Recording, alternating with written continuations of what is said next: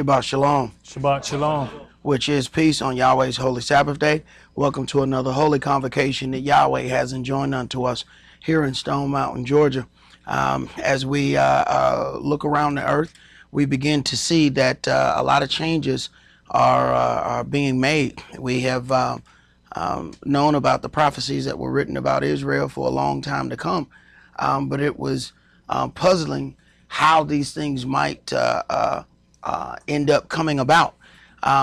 For the first time in anything that we know of, all of a sudden, America is not looking so bright among all the rest of the earth.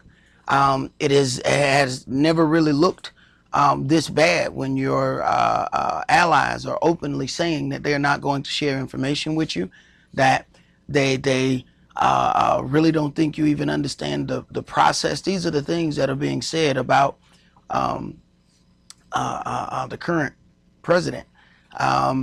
Even with the Watergate scandal, which was a really, really big thing in its time, you never accused that president of not understanding what was going on. This is the first time that there's a leader of a country who it is unanimous that people don't believe he even understands what it is he's supposed to be doing.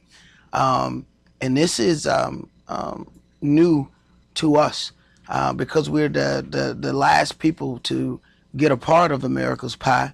The last thing we want is for America's pie to start rotting, because we're just now getting into the point of having a lot of things. But Yahweh has already designated that this is not the place that we're supposed to stay. Never before have somebody, been slaves taken from across the waters, brought to another land, and then they just stay there and the people accept them. It is not going to happen. It is not prescribed to happen. It is just not one of those things that you should even think is possible. But this is where hope, and everybody says, have hope. This is where hope is dangerous, where you start having hope in things that have absolutely no possibility of happening. The people who bought you as slaves will never forget that they purchased you as product. And no matter what people say in public, they will never forget. They teach their kids. When you go to all of these places where they have the war museums and things like that, the people of the South know every one of those Confederate war heroes. Just recently, they stopped going so deep with the Confederate part of the Stone Mountain laser show. Before they would, we was all ready for it, because we knew, even though they had the laser show, they had this one song that brought all the rednecks together. They start singing that song, "I Wish I Was in Dixie," and boy, you can hear the rednecks, yeah! And I'm talking about this 3,000-4,000 people sitting in one place, and those Confederate soldiers that's carved on the side of that mountain, where the little laser show is done. So understand, and then all the streets are named on it. Lee Street, Grant Street. See, these are things that we see so much that we don't pay attention to it. They don't denounce their culture. They walk continually preserving their culture even while they're dealing with you. We're the only people who completely denounce their culture. Even when the Ethiopians and people like that come here, they definitely lessen their culture to be involved in America. But when you see them and they get back with their family and they have a family gathering, they still understand what their culture is. We, on the other hand, get so far away from our culture that we don't really even understand what it is anymore. And that is a serious problem. But brother, would you read the oracles and entreat the angel that stands at the door to come in and sup with us and us with him, that we may make this a holy convocation by the angel's presence? 1 Peter chapter 4, verses 7 through 11. But the end of all things is at hand. Be you therefore sober, and watch unto prayer. And above all things have fervent love among yourselves, for love shall cover the multitude of sins. Use hospitality one to another without grudging. As every man has received the gift, even so minister the same one to another as good stewards of the manifold grace of Elohim. If any man speak, let him speak as the oracles of Elohim. If any man minister, let him do it as of the ability which Elohim gives, that Elohim in all things may be glorified through Yahshua the Mashiach, to whom be praise and dominion forever and ever. Amen. Ephesians chapter 4, verses 29 through chapter 5 and verse 4. Let no corrupt communication proceed out of your mouth, but that which is good to the use of edifying, that it may minister grace unto the hearers.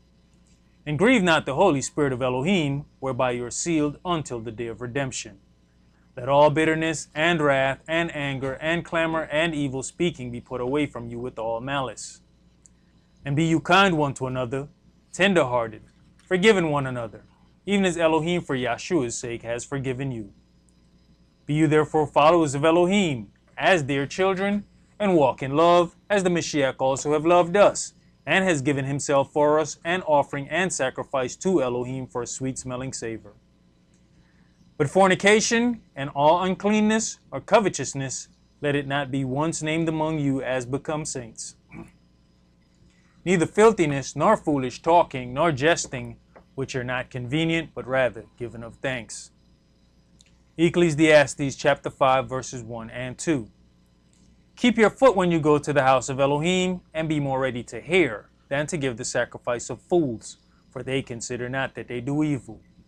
Be not rash with your mouth, and let not your heart be hasty to utter anything before Elohim. For Elohim is in heaven, and you upon earth. Therefore let your words be few. Exodus chapter 23, verses 20 and 21. Behold, I send an angel before you, to keep you in the way, and to bring you into the place which I have prepared. Beware of him, and obey his voice. Provoke him not, for he will not pardon your transgressions. This is what all things are about. That Yahweh gives us an angel who's going to lead us in the way. Our problem is we don't see the angel. So we do things as we think, as we feel, as we believe, and what ends up happening is we end up agitating that angel. He says, my name is in him. Do not provoke him, for he will not pardon your transgression. The angel is not as lenient as Yahweh is. The angel has a job to do. He speaks in Yahweh's name, so a lot of people think when they talk to an angel, they think they're talking directly to Yahweh. So that'll be the confusing part as you start getting into this book, where Yahweh says, you know, go do something, and the next thing you know, you hear, I am Yahweh, you about to die. Wait a minute, now you just told me to go over there. Yeah, and I gave you some instructions and you're not following them. So you have to consider how confusing it was for Moshe, for Yahweh to tell him all of these things. But then, as he got ready to go, and he had not circumcised them two boys, because see, he trying to appease the woman, you know, because the woman he married was foreign, but he was in a foreign land. All right. So he's stuck in a foreign land for 40 years. He married this woman. He got two babies. He understands the covenant of circumcision. He know that it's supposed to be done, but it's delayed because mama don't like it. And angel Yahweh dealt with it long enough. All right. And the angel stepped in the way. I'm going to kill you. And at that point, he knew grace period is over. See, what we think is grace lasts forever. Grace period. There's always a period where the grace ends. He let him slide the whole time. But then it got to that point where I don't care where you met the woman at. I don't care if she foreign or not. You better get that boy circumcised, both of them boys, or you gonna die right here, and I'm gonna get somebody else to go over there and bring my people out. So after that, hey, it was an argument between him and her. But that was a worthy argument. Because if he didn't have it, he was gonna die.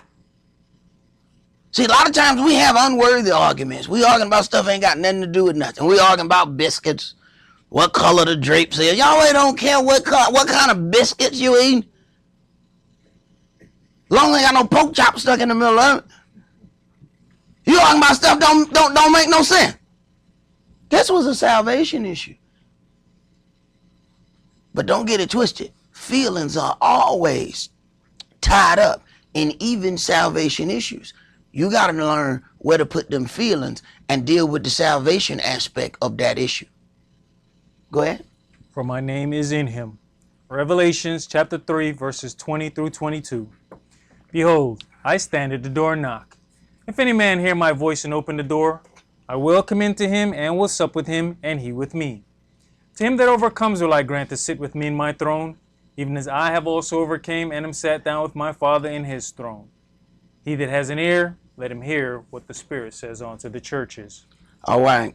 Yahweh has repeatedly placed the children of Israel in between Iraq and their Elohim when it comes to his culture. Yahweh took the land of the Canaanites and gave it to Israel, but left a few of the nations around to see if we would serve him or not.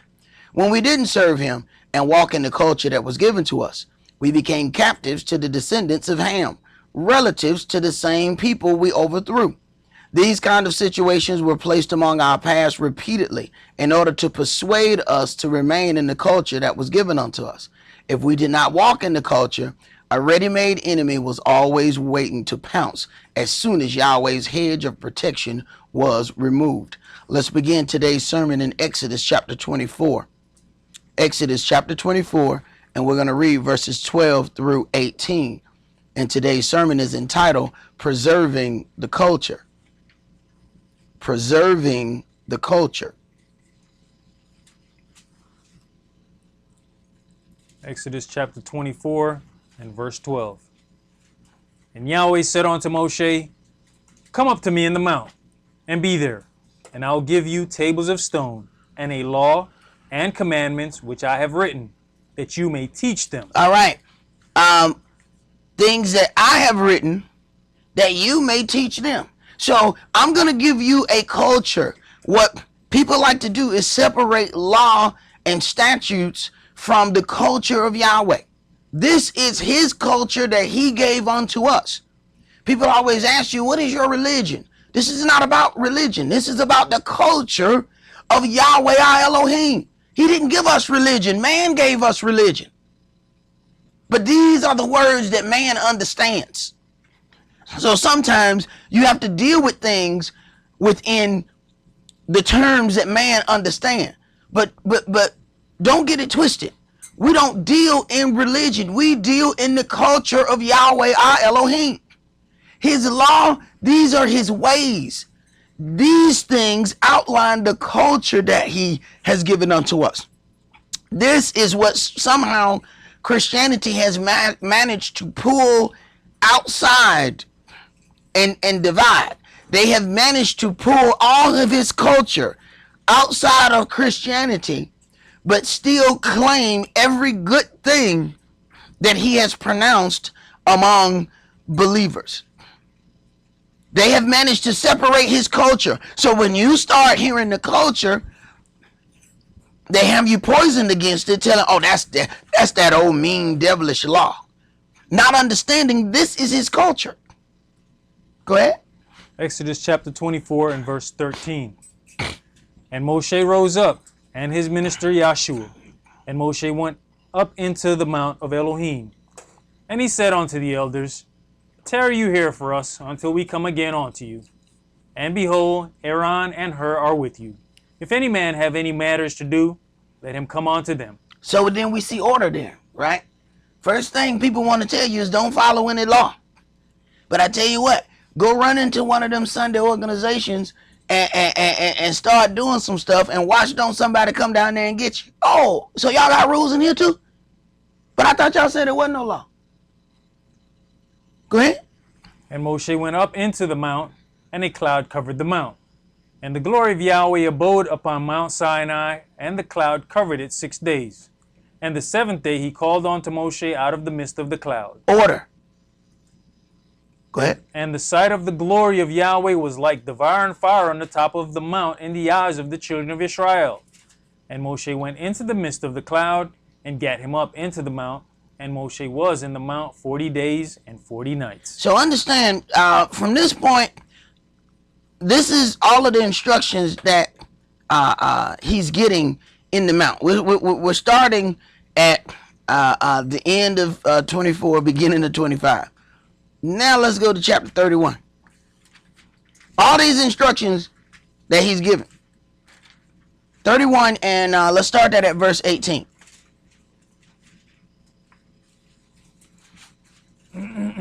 Verse 18.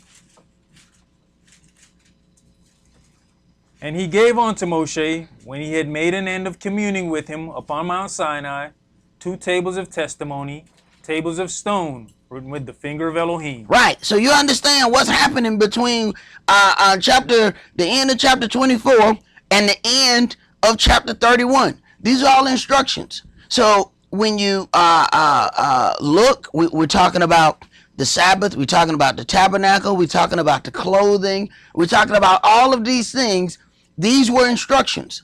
So when you see an organization and they all do the same thing, but it didn't come out of this book, you have to ask yourself, where did you get those instructions? How is it that every last one of your churches are built the same way, but it doesn't match what was given to us here?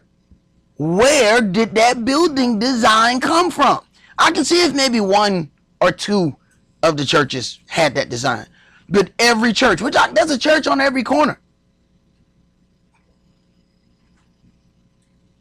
How is it that every last one of you have the same design, but you can't tell us where the design came from?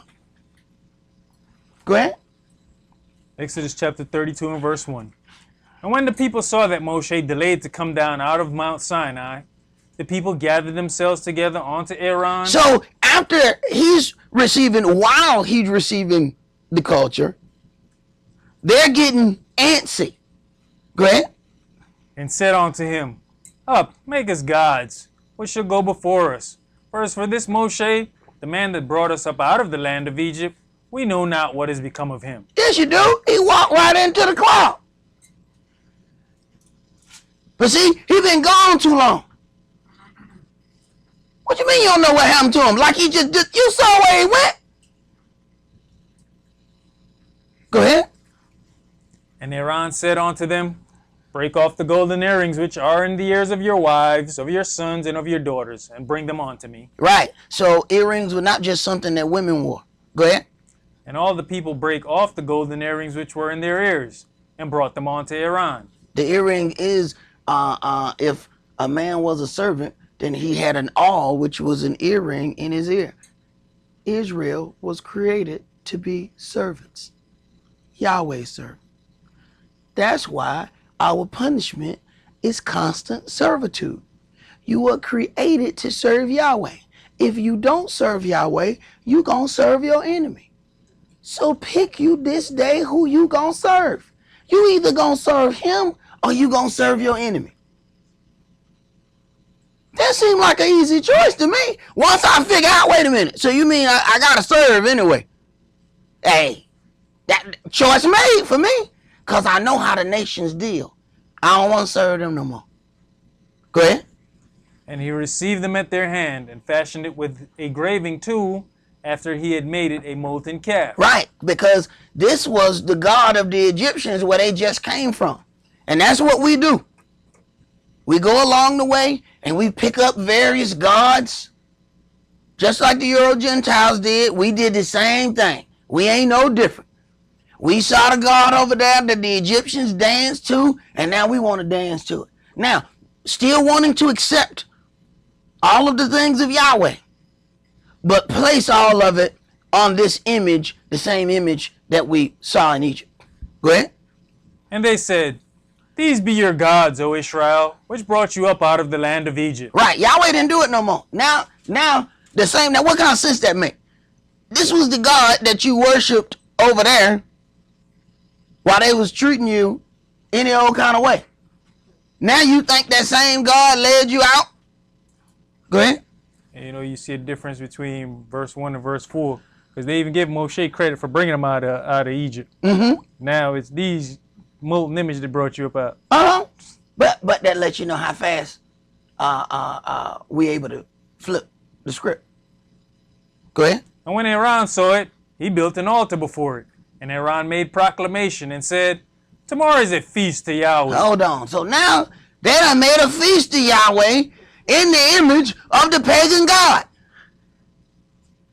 They just saw this man divide water. They done seen this man do all kinds. They done see, first of all the plagues. They have witnessed this man bring every last one of these things on. They have watched this man do all of these things. And in his absence, see, what people do, a lot of times we read this and we don't see the prophetic nature of what's going on. Just like when people read the whole thing about Leah and Rachel, they think that it's a bunch of squabbling about people that were in a multiple marriage, which is what most people think when they read it. But when you deal with who Leah and Rachel was, this was dealing with Israel and Judah and the problems that Israel and Judah were going to have later on down the line. But if you don't understand that, see, we think prophecy didn't start until, Samuel, Ezekiel, and all of those. That's when we think prophecy starts. Prophecy is in the first book in here. He starts giving us the prophecy about what Israel is going to go through is given to us in Genesis. So I don't understand why people think when they're reading Genesis that it's not prophecy, because they're reading the story, they don't see the prophecy inside the story. So as you deal with this, 40 days, he's gone. All of a sudden, they're ready to worship something else. You can see this whole prophetic part in Judges. 430 years. Every time the leader died, they were worshiping something else. Raise up another leader. Long as he lived, they fine. Soon as he died, we worshiping something else. This is the nature of Israel. This same thing right here in Exodus. We do this for 430 years back to back in the book of Judges. Over and over. As long as we can set eyes on the one who Yahweh has placed his spirit upon, we fine. Soon as we can't look at him, all of a sudden we worshiping pagan gods. Go ahead. Even with this, you're looking at 40 days compared to 430 years of watching somebody else's culture and desiring what they have. Yeah. We dealing with almost 400 years over here, and same thing, abandon our culture and watching somebody else's culture. When you watch it and see, now it's even heavier on us because there they had to physically sit there and watch it. Now we be among our own selves in our own homes, and their culture is on our television. They are pushing their culture to you 24/7. They don't even have to be in front of you anymore to push their culture. They push their culture to our children. Our children run in the room, Daddy, Daddy, Daddy, I want such and such. What are you talking about? I want the brand new Hercules doll. Oh, man. Buy me this car, Daddy. Wait a minute. No, wait a minute. We can't get that one. We can't get that one right there. That one, that we can't get that. See? Man, I just went and watched that Wonder Woman. Mm-hmm. Hey, man, they put all their gods right in front of us, man. They explaining the God worship going all the way down. Even saying in the beginning, they had a little info part about Wonder Woman and saying why the people fought it in the late 40s or 50s, because they said it was pushing lesbianism. And I was like, Wonder Woman? I guess I didn't do my research. She came from an island of all women. I said, I be doggone. Didn't catch that when I first heard it. They explained the whole thing before the movie come on, then the movie come on. I said, I be doggone. All this was about their gods. Over and over the entire setup. So even as we were watching cartoons, they were giving us their culture and their gods. Go ahead. Exodus chapter 32 and verse 6. And they rose up early on the morrow and offered burnt offerings and brought peace offerings. And the people sat down to eat and to drink and rose up to play. And Yahweh said unto Moshe, Go, get you down, for your people which you brought up out of the land of Egypt have corrupted themselves. They have turned aside quickly out of the way which I commanded them. Quickly out of the way. They turn quickly. I mean, hey, but they gone. You need to go on down there and get your people, bro. But ain't that how we do when something mess up? Hey, your people done messed up, bro. What? Well, I didn't my people. You said it was children of Israel. My name ain't Israel.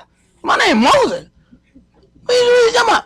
Hey, man, you need to go get your people, bro. What? You mean your people? No, them your people. See, if they do right, they my people. They your people now. Now go get your people. Go ahead. They have made them a molten calf and have worshipped it and have sacrificed thereunto and said, These be your gods, O Israel, which have brought you up out of the land of Egypt. But you see how Yahweh, how Yahweh is so patient in spirit that he sit right there. He talking to Moshe. Yeah, do this. Yeah, go ahead and do this. Do this right here.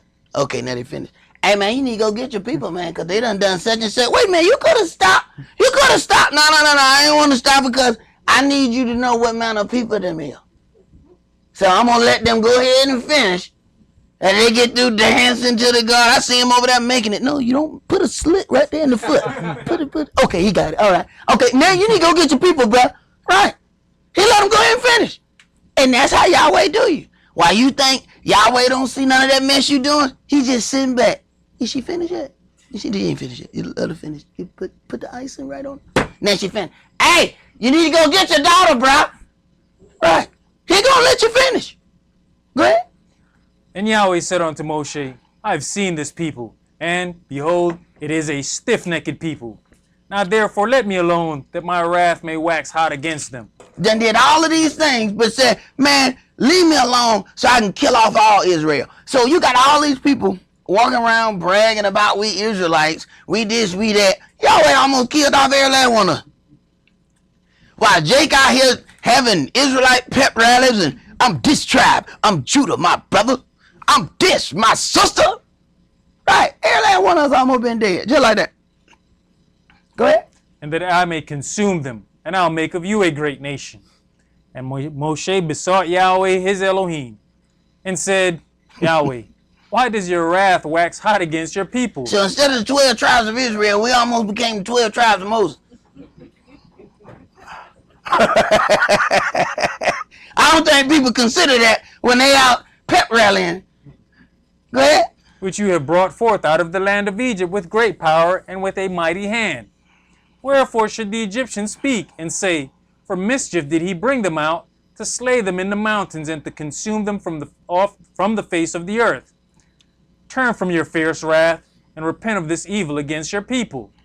Remember Abraham, Esaac, and Yisrael, your servants, to whom you sweareth by your own self, and said unto them, I'll multiply your seed as the stars of heaven, and all this land that I have spoken of will I give unto your seed, and they shall inherit it forever. Mm-hmm. And Yahweh repented of the evil which he thought to do unto his people. And Moshe turned and went down from the mount, and the 2 tables of the testimony were in his hand. The tables were written on both their sides. On the one side and on the other were they written. And the tables were the work of Elohim, and the writing was the writing of Elohim, graven upon the tables. And when Yahshua heard the noise of the people as they shouted, he said unto Moshe, There's a noise of war in the camp. And he said, It is not the voice of them that shout for mastery, neither is it the voice of them that cry for being overcome, but the noise of them that sing do I hear.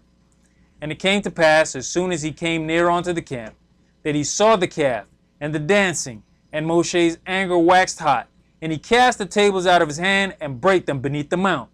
And he took the calf which they had made and burnt it in the fire, and ground it to powder, and strawed it upon the water, and made the children of Israel drink of it. And people want to read this stuff, man, and they don't understand. Moshe was about that life. He wasn't no punk. All right. First of all, how he even got ran out of Egypt that he killed the brother. So Moshe was a fugitive. Let a fugitive start a church today. He'll be like, you talking about that killer? You talking about son? You talking about that fugitive? Y'all going over there listening to that fugitive? That's your church leader? Man, please. He wanted in Egypt. Right. I saw a poster of him in the post office right over there. Right. Go ahead. And, in verse 18, where you talk about working alongside people, in here you see a fine example of Yahshua being taught how to discern what you hear and what you see. Because his thought process was one thing. And Moshe had to say, no, that's not what you're hearing, brother. Mm-hmm. This is what you're hearing. Right. That's not war. No, they party. Go ahead. Verse 21. And Moshe said unto Aaron, what did this people do unto you, that you have brought so great a sin upon them? And Aaron said, let not the anger of my master wax hot. You know the people, that they are set on mischief. They are set on mischief. You know this people. In other words, I got scared, man. Go ahead. For they said unto me, make us gods, which shall go before us. For as far as this Moshe, the man that brought us up out of the land of Egypt, we know not what has become of him. And I said unto them, whosoever has any gold, let them break it off. So they gave it me. Then I cast it into the fire, and there came out this calf. No, I didn't engrave it. I didn't form it. I just put the gold in the fire, and the calf came out. Right. Go ahead. And when Moshe saw that the people were naked, for Aaron had made them naked unto their shame among their enemies, then Moshe stood in the gate of the camp and said, who is on Yahweh's side? Let him come unto me. And all the sons of Levi gathered themselves together unto him. Now, consider this. Then Moshe stood in the gate of the camp and said, who's on Yahweh's side? Let him come unto me. And the sons of Levi gathered themselves together unto him. Read. And he said unto them, thus said Yahweh Elohim of Israel, put every man his sword by his side, and go in and out from gate to gate throughout the camp, and slay every man his brother, and every man his companion, and every man his neighbor. Right. So when you talk about purging, and you talking about making this bloodshed for what was done, Israel had to do that on their own.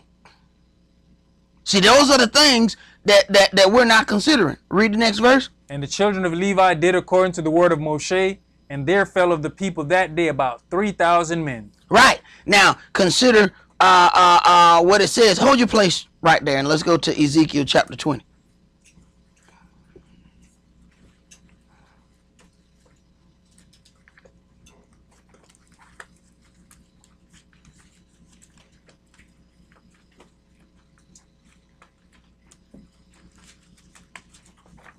Ezekiel chapter 20, and let's read verses 33 through 38. Verse 33. As I live, said the Adonai Yahweh, surely with a mighty hand and with a stretched out arm and with fury poured out will I rule over you. And I'll bring you out from the people and will gather you out of the countries wherein you are scattered, with a mighty hand and with a stretched out arm and with fury poured out. Right. So in the countries wherein you are scattered, automatically, and I tell people this all the time, this automatically goes away from this whole, they got Israel out of one country. Israel is scattered throughout the countries. Anybody that tell you they went and got Israel out of one country, none of that fits what's written in this book. So it's not possible for somebody to have gone into Germany and say, we got the Jews. No, you got some Germans. You got some proselytes. You got some people who converted to Judaism, which converting to Judaism is completely allowed by Yahweh. Yahweh never said that foreigners could not take a part, but these foreigners don't want to take a part. These foreigners have said it's ours and you can't come back. So Yahweh gonna have to take care of this business. See, this is the part where people miss this and think that this is about some kind of racial divide. Yahweh made all flesh, and Yahweh intends on saving all flesh. But how is it right that another man just come and take your house and say you can't come back to it? Yahweh, no. I gave them that house. You don't get to take that. So Yahweh gonna take care of this. Go ahead. Verse 35. And I'll bring you into the wilderness of the people, and there will I plead with you face to face. Right. See, so Yahweh starts pleading with us face to face. We ain't gonna particularly like how he's pleading with us though. Go ahead. Like as I pled with your fathers in the wilderness of the land of Egypt, so will I plead with you, saith the Adonai Yahweh. So then you have to consider, how did he plead with them? He's going through all of these things. He's even starving them in certain instances. He's keeping water from them in certain instances. They say, man, their water bitter.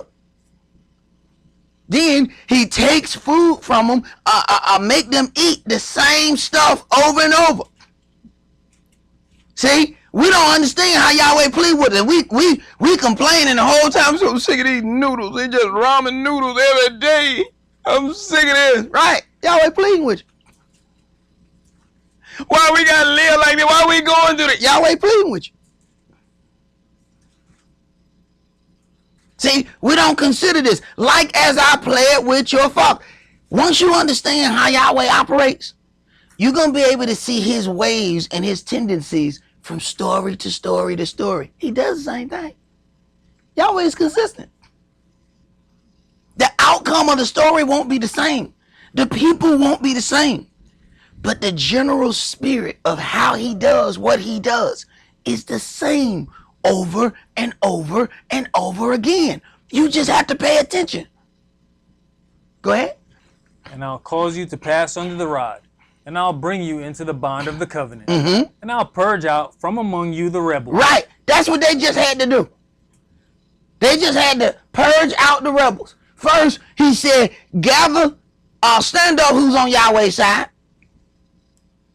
Now go you in and out the camp. And let's make judgment on this matter. They had to do that themselves. See, a lot of people think all this division of camps is this group and that group. It may very well be a division, one, among tribal breakdown, and it's going to be a division amongst who agrees with mess. My elder used to always say, no, don't stop the mess just yet. Let everybody gather together who's sympathetic to the mess so you can get rid of all of them at the same time. He said, you always want demons and tools. You never want a singular demon because they just run around and just mess with everybody. You get another demon and then let them clash. Now, once that one demon leaves, you be like, you know what? Look, we don't have another demon for you here. We sorry. You got to go. See, we ain't got demons and tools. You got to go.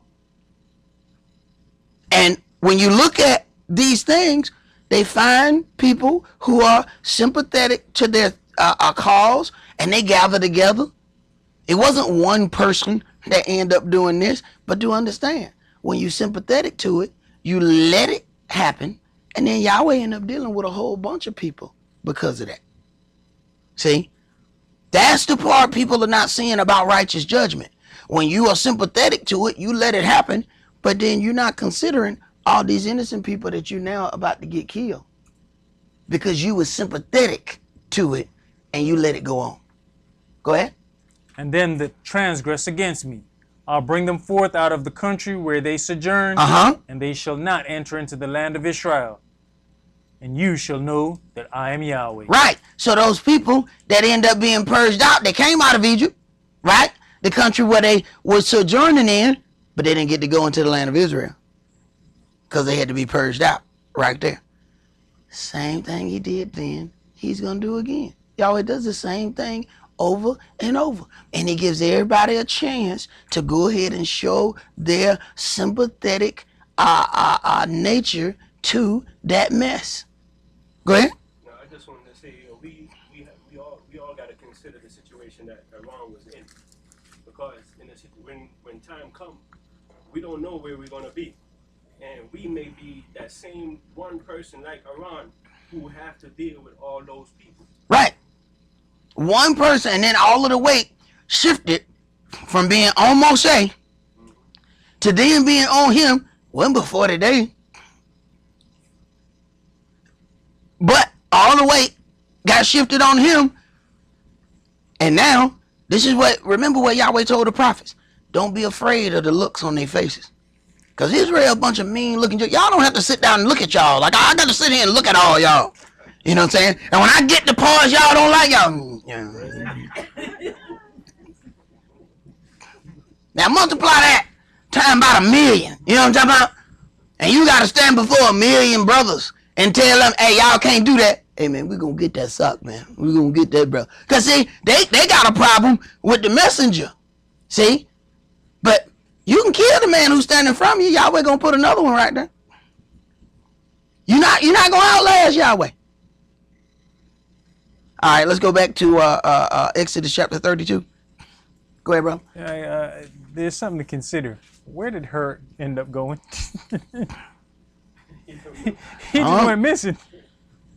I don't know. They got a movie on him. I don't know. Maybe he went to the video shoot. I don't know where he went.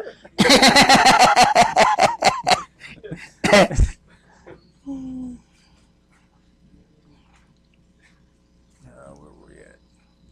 It was in 32. I don't know where we stopped at. I think it was at 29. All right. Exodus chapter 32 and verse 29. For Moshe had said, consecrate yourselves today to Yahweh, even every man upon his son and upon his brother, that he may bestow upon you a blessing this day. And it came to pass on the morrow that Moshe said unto the people, you have sinned a great sin, and now I will go up unto Yahweh.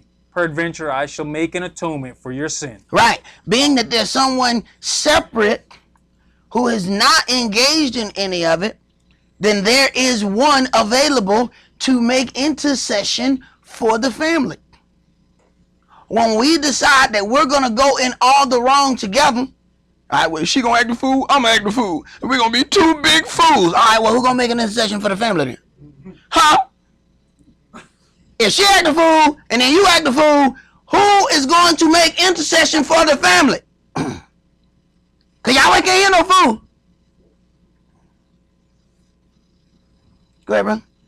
And Moshe returned unto Yahweh and said, oh, this people have sinned a great sin, and have made themselves and have made them gods of gold.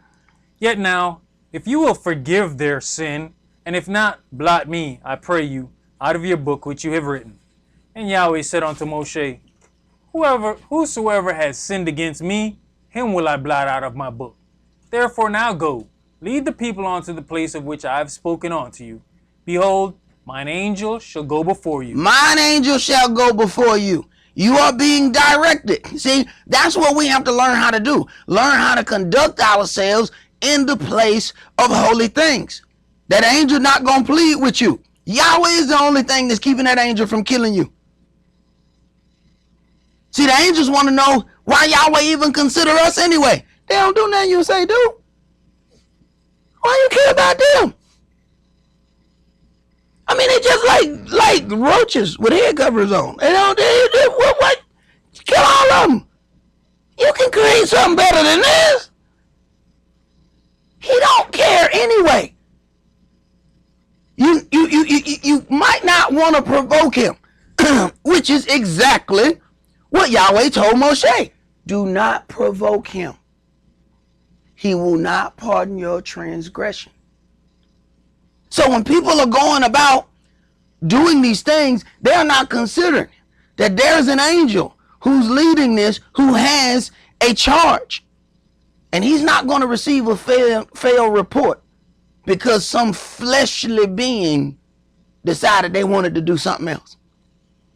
See, when you understand that, that's the connection to why one brother steals a Babylonish garment and 33 people over here die.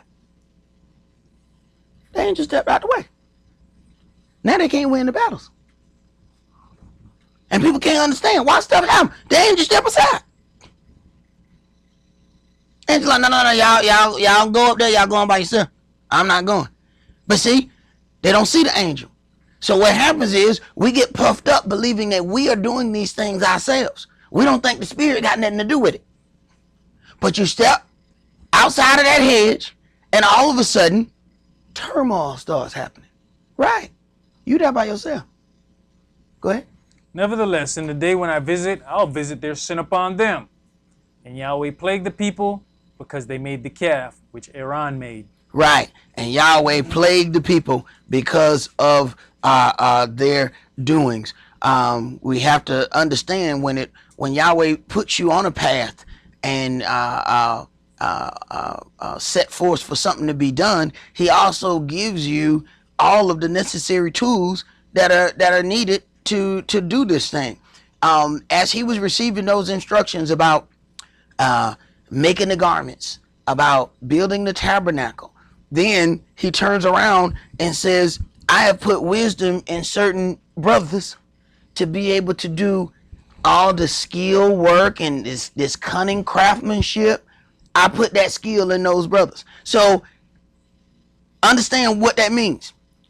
Yahweh may turn around and lead you to do something that you don't know how to do, because he's already got somebody else who he has designated to help you do it. That's why some of y'all ain't gonna pass go, because you keep talking about, I don't know how to do that. Shut up, man. Start walking. Deuteronomy chapter 28. Yahweh already got somebody sitting there waiting on you who already know how to do it.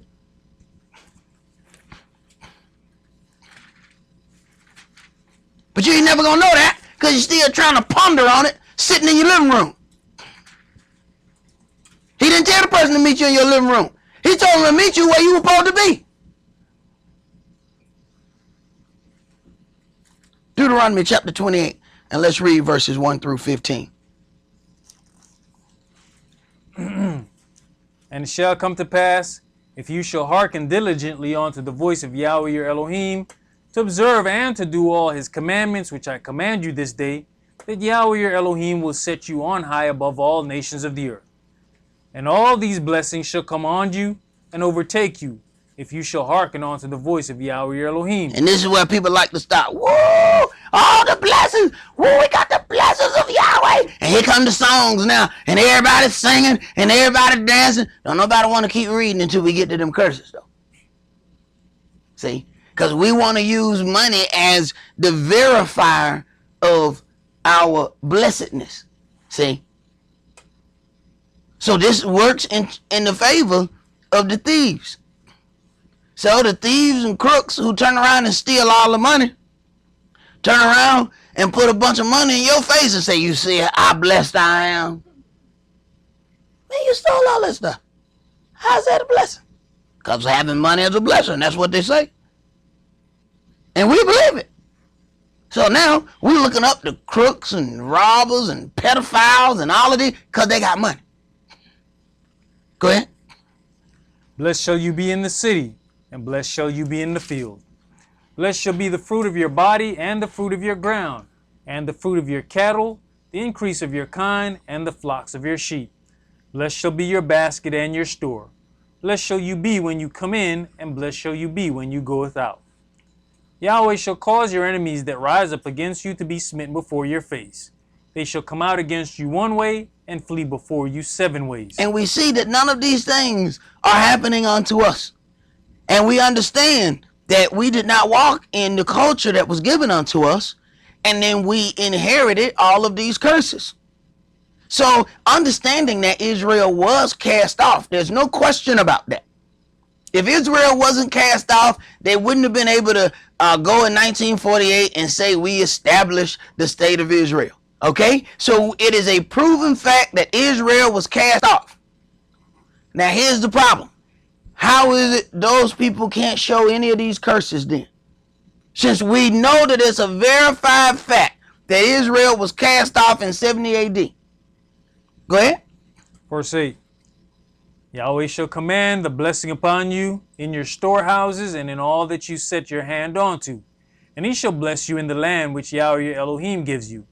Yahweh shall establish you an holy people unto himself, as he has sworn unto you, if you shall keep the commandments of Yahweh your Elohim, and walk in his ways. And all the people of the earth shall see that you are called by the name of Yahweh, and they shall be afraid of you.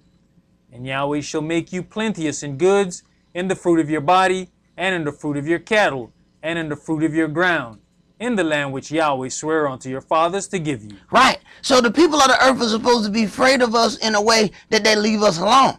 They're afraid of us in a way that they just start killing us on contact. Go ahead. Yahweh shall open unto you his good treasure, the heaven to give the rain unto your land in his season, and to bless all the work of your hand, and you shall lend unto many nations, and you shall not borrow. And Yahweh shall make you the head and not the tail, and you shall be above only, and you shall not be beneath, if that you hearken unto the commandments of Yahweh your Elohim. If you hearken unto the commandments of Yahweh your Elohim. So there are conditions upon these blessings. Go ahead. Which I command you this day to observe and to do them. And you shall not go out, and you shall not go aside from any of the words which I command you this day. You shall not go out from any of these words. See? So what we've gotten to the point today is we want to pick and choose which parts of Yahweh's culture we like. I'll deal with this, but I ain't going to deal with that over there. I deal with these things, but I ain't going to deal with those things. See?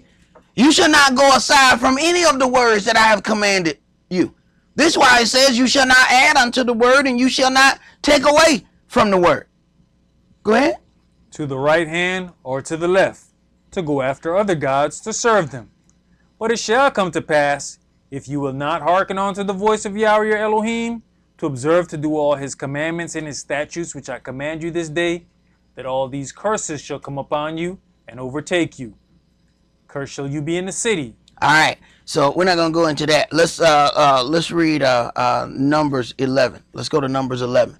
But what you have to get out of that is understanding that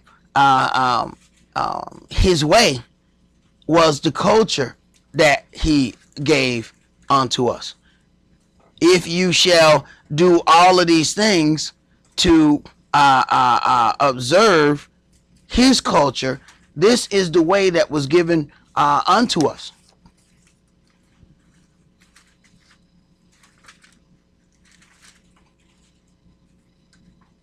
Numbers 11, and let's read verses 1 through 6.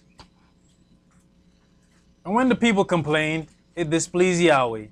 And Yahweh heard it, and his anger was kindled, and the fire of Yahweh burnt among them, and consumed them that were in the uttermost parts of the camp. And the people cried unto Moshe, and when Moshe prayed unto Yahweh, the fire was quenched. And he called the name of the place Taberah, because the fire of Yahweh burnt among them. Because the fire of Yahweh burnt among them. Go ahead. And the mixed multitude that was among them fell a-lusting. And the children of Israel also wept again, and said, who shall give us flesh to eat? Now, being amongst this mixed multitude that fell a-lusting, understand, these are not people who have made it a point in their heart to be a part of Yahweh's culture. See, people take this and take it out of context, think that, oh, you know, is this some kind of racist thing? No, these people are among Israelites, but they're just hanging out. They say, hey, man, we want to get out of Egypt too, brother. Yeah, we're going with y'all. What y'all God name again, Yahoo? Oh, Yahweh. Yeah, we're going to go with Yahoo. Right? They're just trying to get out of there. So the mixed multitude don't really care about Yahweh like that. They just want to get out of Egypt. So then when you talk about this culture, now Yahweh is trying to purge certain things out of Israel. Mixed multitude like, hey man, what's with the purging, brother? Hey, hold on. I just want to follow Yahoo. I wasn't trying to come over here and be purged. I mean, you know, we was eating good over there. Maybe we should go back over there, man. So now they're persuading Israel. See, this how the mixed multitude cause problems. See, it's not really their culture. They're just hitching a ride, trying to get out of their current problem. That's what I always ask them brothers who put out that little fake tribal chart. Let's see how many of those people who they claim are Israelites, when we start going through hell and then people start throwing us out of here, let's see if Julio go with us. Let's see if the Native Americans go with us. Let's see. Y'all claim they all Israelites, Let's see if they go with us. So that's going to be answered real quick. Go ahead. Verse 5. We remember the fish which we did eat in Egypt freely. The cucumbers and the melons and the leeks and the onions and the garlic. Yeah, you see why Yahweh was purging us out with food. What Jake talking about? Man, you remember them cucumbers? Man, you remember them leeks, brother? You remember them leeks, brother? Oh my God, they was delicious. Right. Jake having problem over food. What was the first fight over the birthright for? Food. Right. See, people think lust has all got to do with some sexual thing. No. Why do you think they pay $1 million for a 30-second commercial spot? Because it worked. So it activates your lust. Man, all beef patty, special sauce, lettuce, cheese, onion on a sesame seed bun. Yeah, I'm going to go there as soon as this program over. Right. Because it worked. Go ahead. But now our soul is dried away. There's nothing at all beside this manna before our eyes. All we got this light bread. That's all we got. We won't eat no angel food. Right. So when you start looking at this, and a lot of people deal with the whole thing of the mixed multitude without dealing with it, they start thinking, well, Yahweh can't deal with these mixed bunch of people. That's not what that was about. See, we're not dealing with those things in its entirety in the correct way. Let's go to Deuteronomy chapter 31.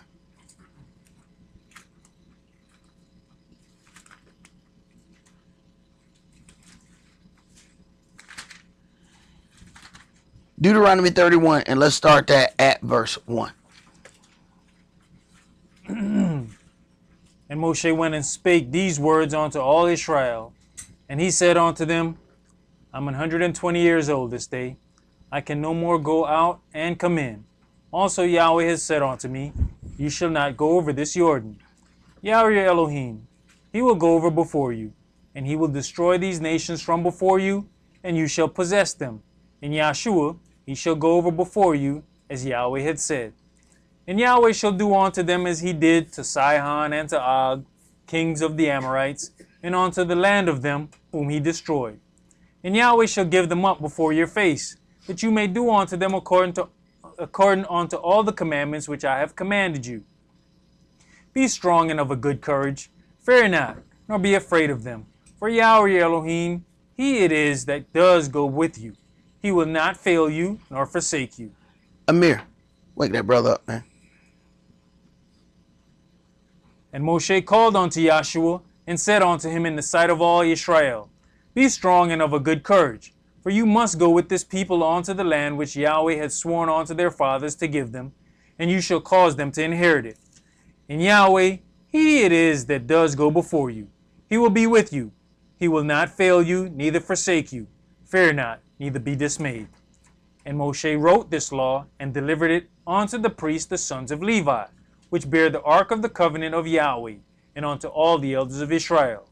And Moshe commanded them, saying, at the end of every 7 years, in the solemnity of the year of release, in the Feast of Tabernacles, when all Israel is come to appear before Yahweh your Elohim in the place which he shall choose, you shall read this law before all Israel in their hearing. So every 7 years, then we have to get this renewal of hearing Yahweh's word. So now this law is ever before us constantly. So we're hearing this law over and over.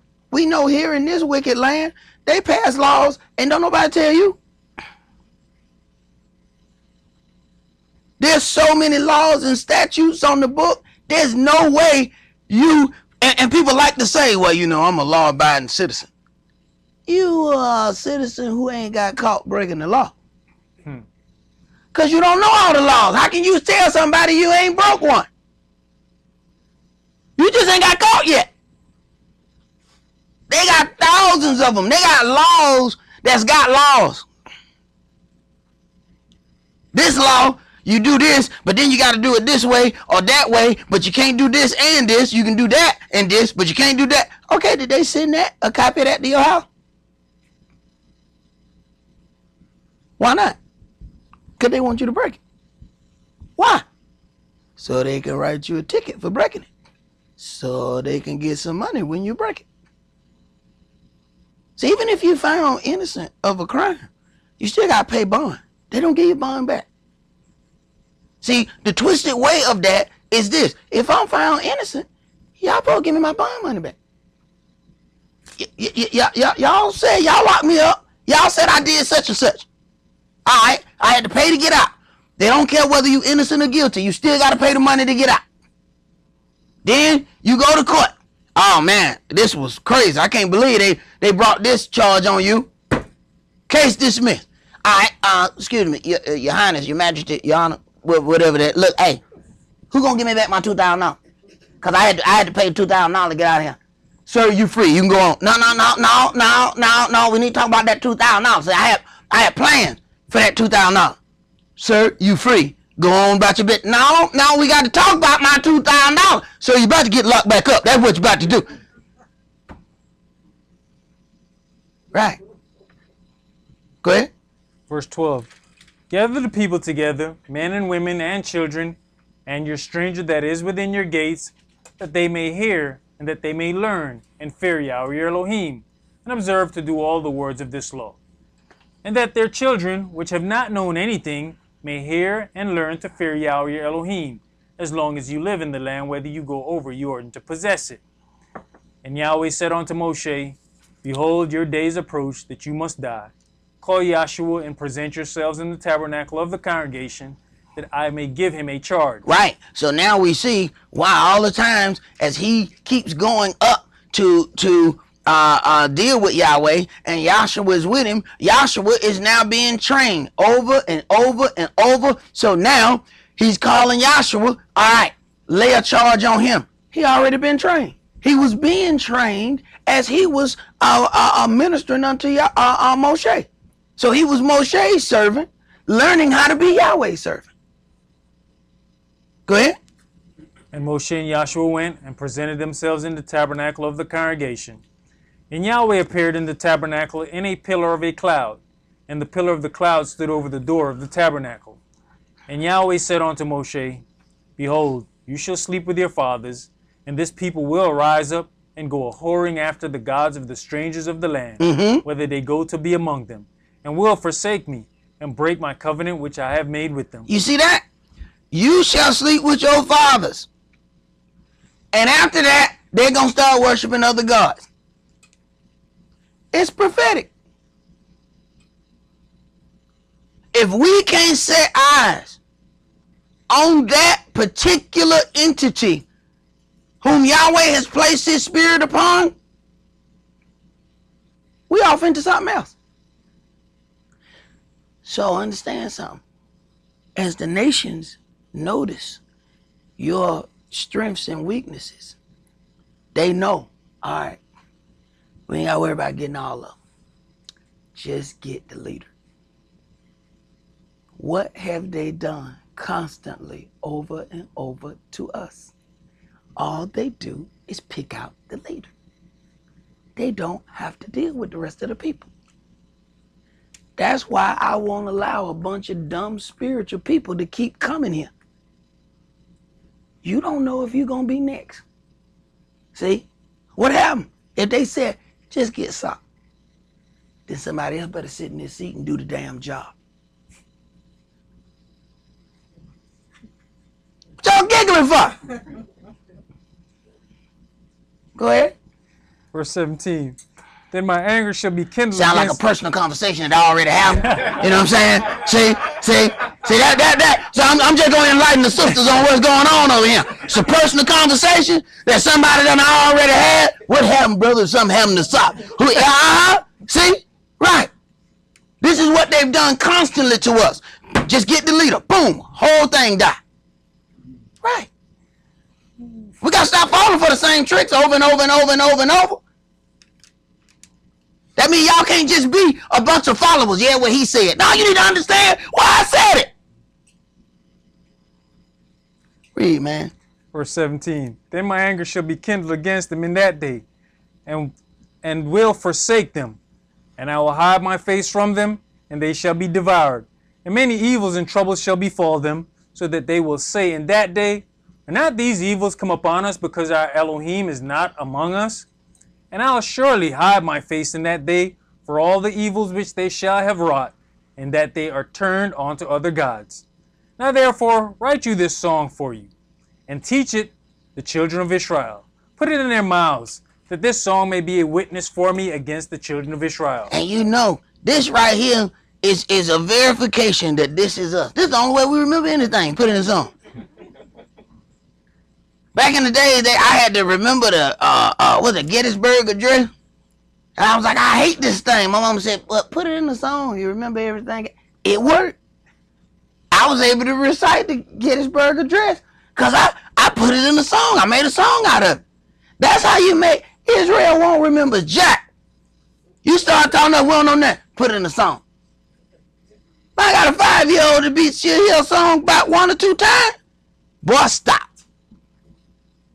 She's singing the song like you ain't heard that song but 2 times. Right. Y'all ain't know how to get to Israel. Put it in the song. Put it in the song. They ain't gonna remember nothing else. They gonna remember the song. So I'm gonna make them dance to Judgment. You're gonna die. Oh, yeah. Right. Dance all the way to Judgment. Just keep on going. Go ahead, bro. For when I shall have brought them into the land which I swear unto their fathers, that flows with milk and honey, and they shall have eaten and filled themselves, and waxen fat, then will they turn on to other gods and serve them, and provoke me and break my covenant. Right. Once we got everything we looking for, we got all the clothes we want, we got a nice house, we got nice clothes. Now let's go worship some strange gods. We got everything we want. That's why some of us ain't never gonna get all the stuff that we want. Cause Yahweh like, look, if you do that, you know you're gonna be out there with them Hare Krishnas and everything else. Now, don't give him all that stuff. And you can't figure out why you can't get none of the stuff that you're looking for. Cause you're gonna forget Yahweh when you get it. Go ahead. And shall come to pass, when many evils and troubles are befallen them, that this song shall testify against them as a witness. For it shall not be forgotten out of the mouths of their seed. For I know their imagination which they go about, even now, before I brought them into the land which I swear. Moshe therefore wrote this song the same day, and taught it the children of Israel. So Moshe got to be a leader, a prophet, a songwriter, a demon fighter. Boy, a baker, a quaker, a candlestick maker. Boy, Yahweh call you to do everything. Hey, when he change, you better change with it. But see, we get complacent. Well, I'm used to doing this. Yeah. Well, tomorrow I need you to do that. But I don't want to do that. Well, you can die. Okay, I'll do that. Hey. Go ahead. And he gave Yahshua the son of Nun a charge, and said, Be strong and of a good courage, for you shall bring the children of Israel into the land which I swear unto them, and I'll be with you. And it came to pass, when Moshe had made an end of writing the words of this law in a book, until they were finished, that Moshe commanded the Levites, which bear the ark of the covenant of Yahweh, saying, Take this book of the law, and put it in the side of the ark of the covenant of Yahweh your Elohim, that it may be there for a witness against you. For I know your rebellion and your stiff-neck. Behold, while I'm yet alive with you this day, you have been rebellious against Yahweh, and how much more after my death. Right. This is just the way of Israel. He could already see them getting ready to take off into rebellion. So as soon as I ain't here, y'all gonna be worshiping all kind of stuff. Go ahead. Gather unto me all the elders of your tribes, and your officers, that I may speak these words in their ears, and call heaven and earth to record against them. For I know that after my death you will utterly corrupt yourselves, and turn aside from the way which I have commanded you. And evil will befall you in the latter days, because you will do evil in the sight of Yahweh, to provoke him to anger through the work of your hands. And Moshe spoke in the ears of all the congregation of Israel the words of this song, until they were ended. All right, let's go to Daniel chapter 1.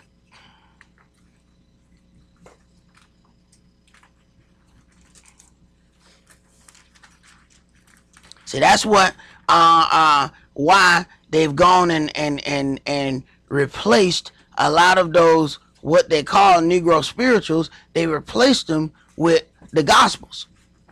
See, the Gospels, you know, the happy hollering songs that don't explain any culture. See, the powers that be want you happy and dumb. So sing all the happy gospel songs, because those songs are not going over his culture, and it's not testifying against you. If it's not testifying against you, it's not going over the things that you should be doing, so it's not leading you about to make a change in your life. So sing the happy songs. See? So you'll be happy while you're doing evil. It's a reason why they took them old songs out. See? Them old songs was testifying against you. But they need to keep their pocket fat, and you need to be happy in your wrongdoing. So take away them songs. You had to get one of them old deacons, you know, and he'll sing the old song, and they'd be like, get him out of here. Get him out of here. Bring, and get them happy people up there. They know what they were doing. Watch one of the little church services. It's funny to me once I figured out what was going on, because once I started directing television program and you start producing shows, you don't look at TV the same way anymore. That's why there's certain things that Yahweh needs you to do, because once you see it from another angle, you will never look at it the same again. So once I end up being in charge of the television ministry, and I had to do all of these things, I looked at television completely different. So then I watched the television program, this little church thing, and they singing, and I noticed the camera starts panning the people that's singing. I watched them go by, this couple women. I was like, oh man, that woman was pretty. Then go right back past. I said, well, damn, there she go again. Well, damn, there she go again. Wait a minute, this camera keeps going by the damn pretty girl. Right. That's the games they playing. As a producer, I needed to see. Oh, see? So they throwing the pretty girls out in the choir. So all the dudes are sitting there looking. You know what? I need to go there. I need to go to that church. Keep looking. Find a handsome dude. Right? Boom. Well, there he go. Boom. There you go again. All day they're getting the sisters too. Come on in. They're like, oh my goodness, look at him. Right. Right. So then you get a bunch of horny people standing at the front of the church door. Right. Boy, they slick with their game. But see, without being a producer and having to do that part on the show, I wouldn't have noticed that. I had to take over a job, and I had to redo the roll-in. And this is a show that I was on now. It was a roll-in already done.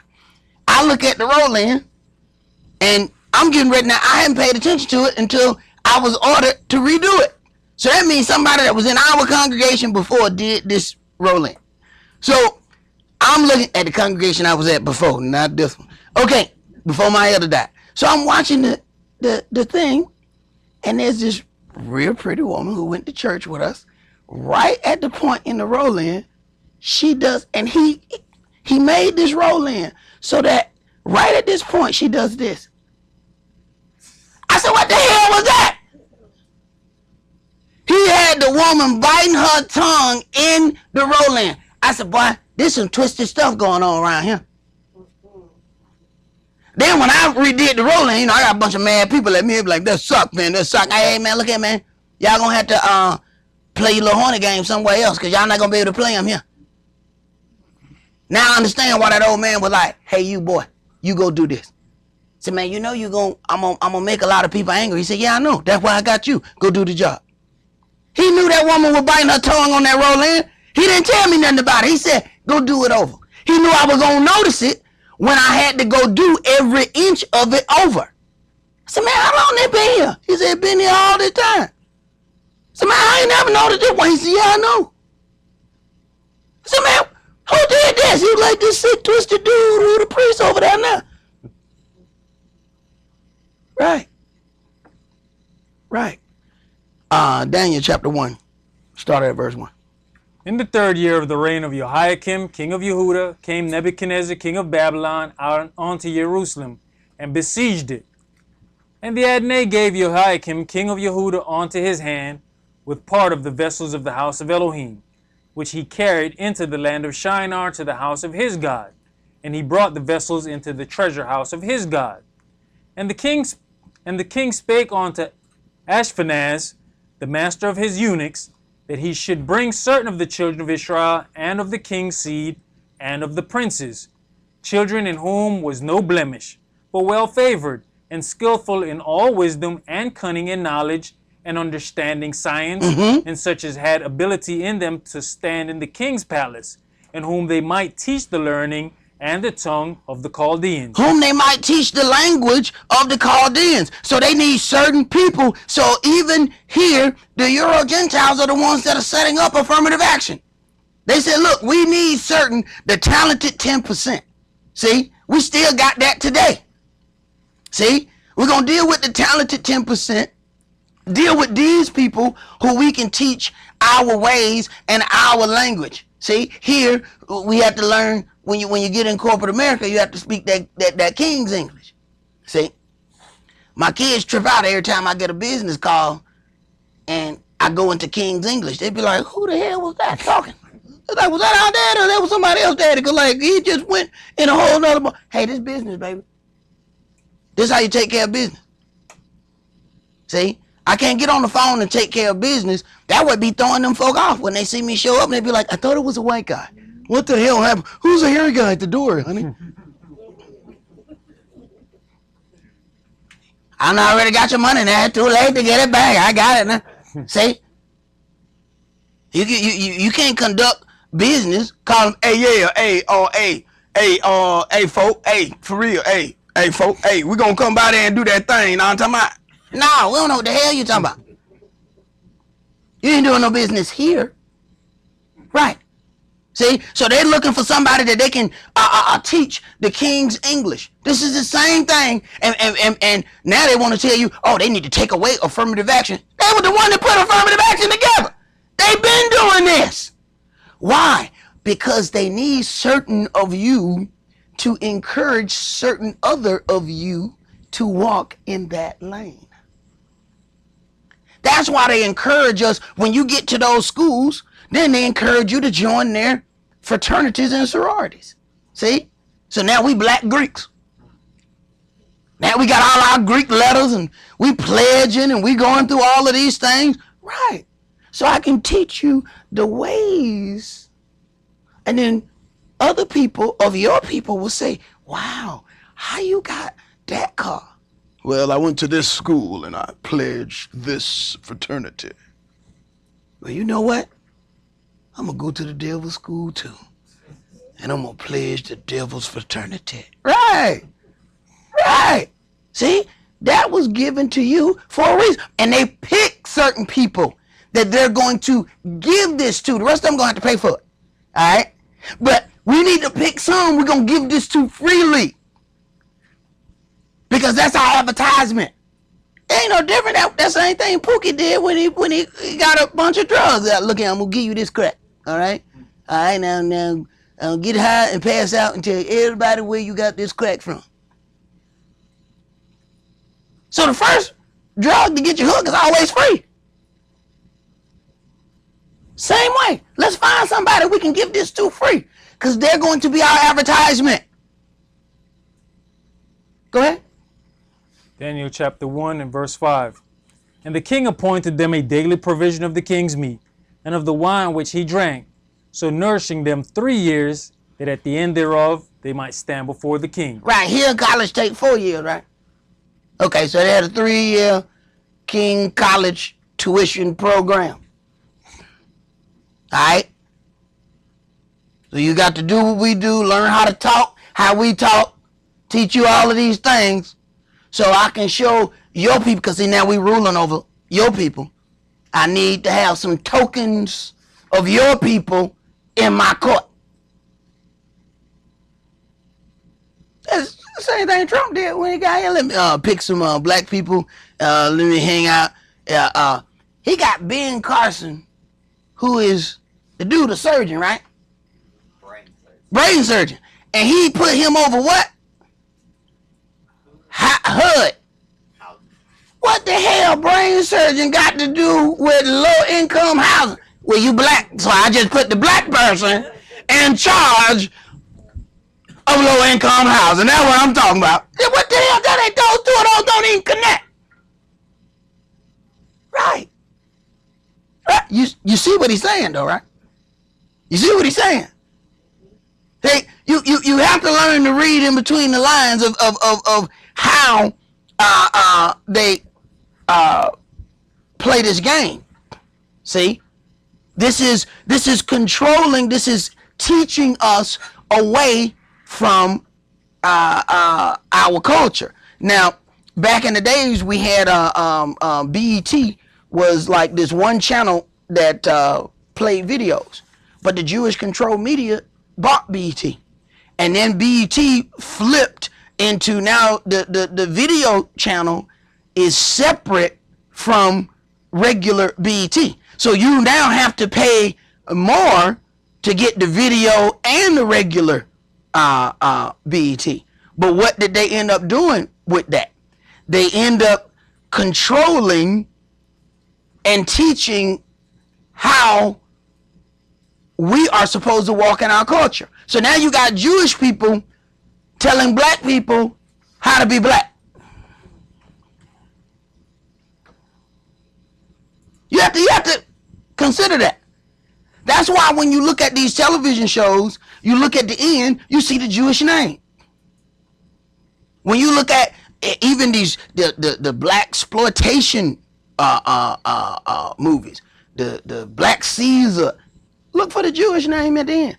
So he the one like, no, you gotta snort the cocaine, then slap the black woman. Okay, do it again. All right, action. Yeah, with my money. Right, it's a Jewish man telling him what to do. Right, they're controlling how you are learning and the things that are coming in your head. The people who are in control of determining what music is played are the same people. So they're the ones that determine that all day your kids need to hear murder, death, kill, kill them, stab them, shake them, cut them open. Huh. They're the ones that's deciding this is what you need to hear. This is what your kids need to hear over and over and over and over and over again all day long. They're the ones that own the Disney Channel. They're the ones who are putting out that you need to see as many interracial couples as possible. Why do you need to see that as a child? Why would you be dating at 8? How you got 8-year-old interracial couple? Why do you have an 8-year-old couple? Why do you need to be dating at 8? I wish somebody would come to my house tomorrow. I want to go with your daughter. You about to go somewhere, but it ain't gonna be with my daughter. I can tell you that, boy. You're 8 years old. You think my date, boy? Little boy, where your dad at? Cause I'm telling you, boy, I'm about to do something to you, little boy. You better get on the hell up out of here. I can tell you that, boy. Go ahead, bro. Verse 6. Now among these were of the children of Yehuda, Daniel, Hananiah, Mishael, and Azariah, unto whom the prince of the eunuchs gave names. For he gave unto Daniel the name of Belteshazzar, and unto Hananiah of Shadrach, and to Mishael of Meshach, and to Azariah of Abednego. But Daniel purposed in his heart that he would not defile himself with the portion. I know y'all all hear a bad Negro every time y'all hear that, don't you? You see how you can't take certain things out of Israel? Mine, I heard him laughing when he was a bad Negro.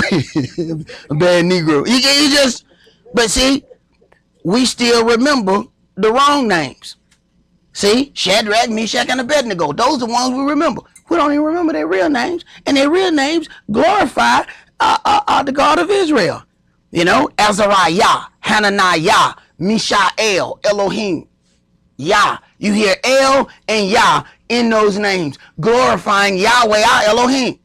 But we don't even remember those names because those are not the names that was pushed to us. So that means when the church was constantly talking to us about Shadrach, Meshach, and Abednego, they knew the real names because they in the same verse. But they never told us those names. Why? Why did they never tell us those names? They're in the same verse. See, once again, being forced to try and accept another culture, and we're not supposed to say nothing about it while it's happening. We're supposed to just accept, deal with the names that Master gave you. Don't try to deal with the other things. LeBron ended up having a racial slur painted on his house, and he stated that it has, always been difficult to be black in America, and people got upset, Jack. They said because he's rich, he should have just let that go. You got a black commentator being upset that he should just let the racial slur go that was painted on his house. Because he's rich, he's not going through the things that normal, poor people have gone through. In other words, you've been accepted into this. You just shut up and accept it. Now, that's a black dude saying this now. See, once again, this is the purpose of, let's educate them in our schools. Let's get them to join our fraternities and sororities, so they will then take our views, and they will take our views and push them to their own people.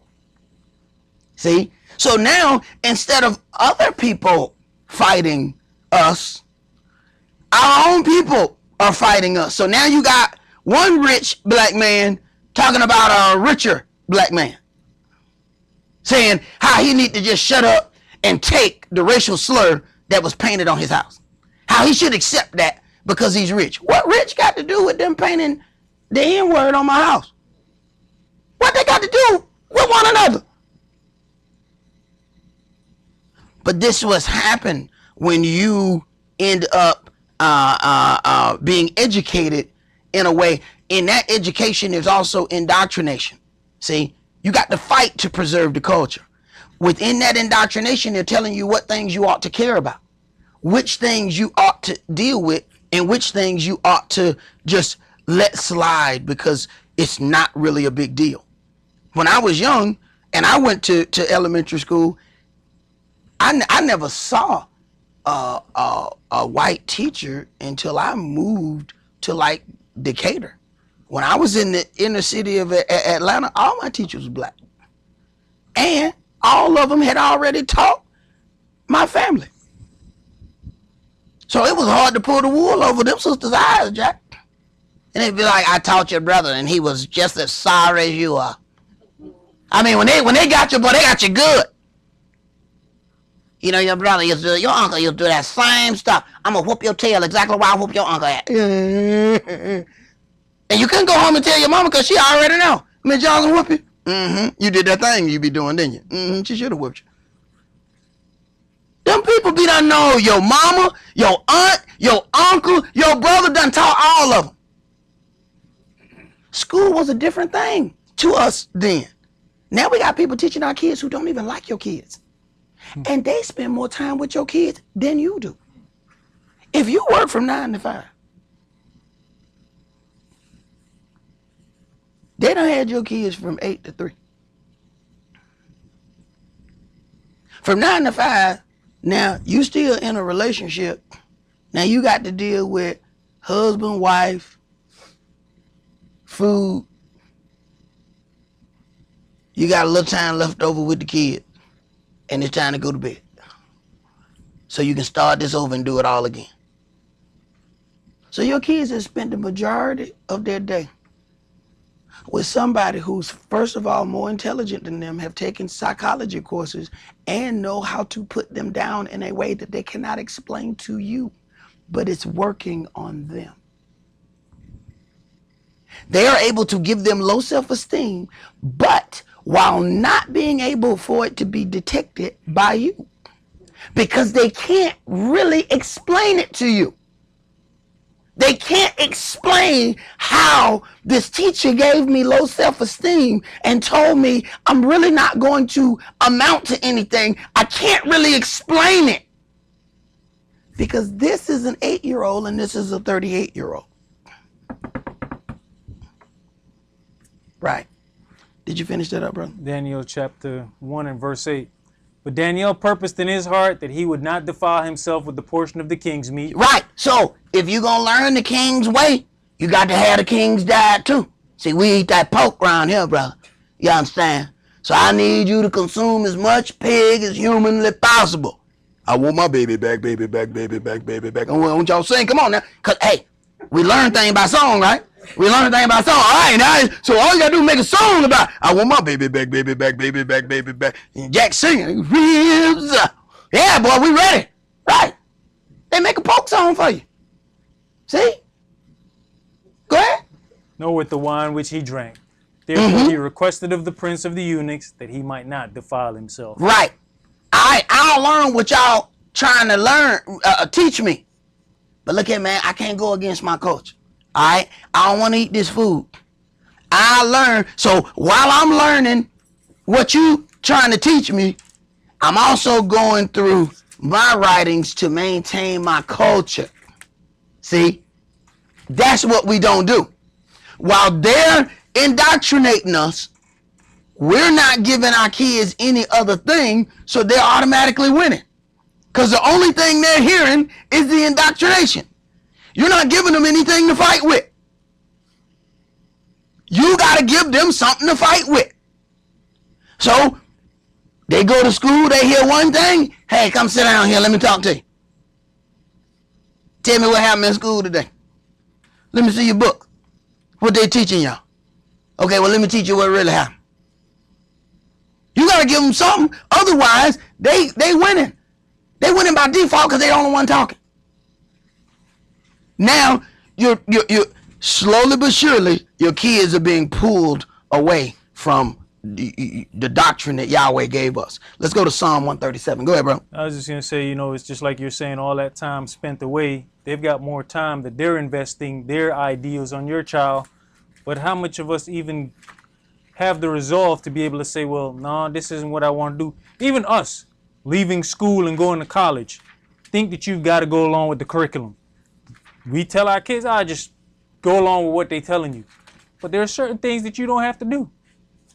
I went to technical school at one point. I said to the teacher, hey, man, I know this is the curriculum, but I want to learn this.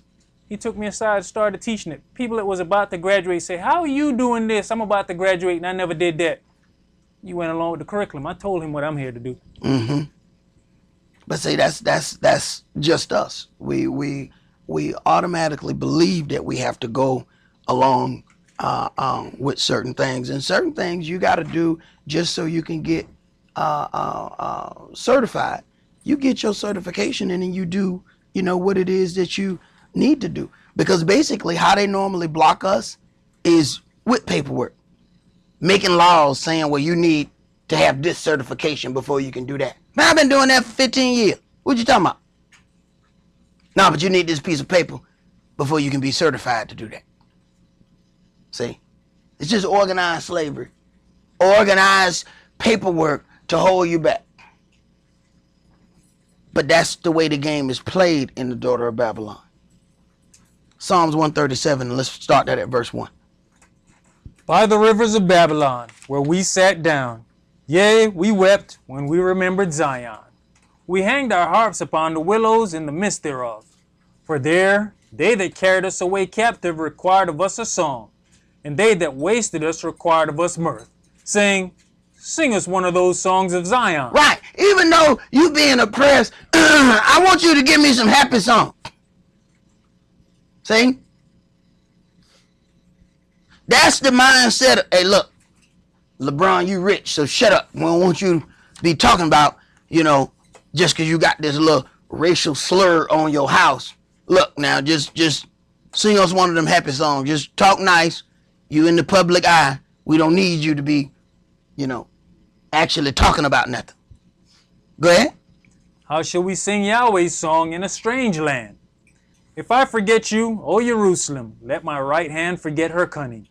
If I do not remember you, let my tongue cleave to the roof of my mouth. If I prefer not Jerusalem above my chief joy. Remember, O Yahweh, the children of Edom in the day of Jerusalem, who said, raise it, even to the foundation thereof. O daughter of Babylon, who art to be destroyed. O daughter of Babylon. See, in the beginning, by the rivers of Babylon. But then, O daughter of Babylon, who art to be destroyed. We're talking about a difference between Babylon and the daughter of Babylon. Now, we see automatically her mother Europe going through all kind of things over there, getting themselves in order. Now, the mother is openly saying, we're going to have to pull away from this daughter. And we ain't never seen that before. The mother is saying, look, the daughter over there is strange. She doing some strange thing. They believe that the leader of the daughter don't even understand politics. But then, of course he don't understand politics. He wasn't a politician. Mm-hmm. So he don't understand that there's certain things, man, you need not say. You can't go to a leader of a country and talk to them people any old kind of way. These are people who got access to nuclear weapons just like you. You don't go over there and talk to them any old kind of way. But this is a privileged man who's used to and accustomed to saying whatever he want, when he want, and never receiving any punishment for it because he's rich. But that don't mean jack to people who are in charge of countries. They all rich. Go ahead, brother. Happy shall he be that rewardeth you as you have served us. Happy shall he be that takes and dasheth your little ones against the stones. All right, let's go to Isaiah chapter 35.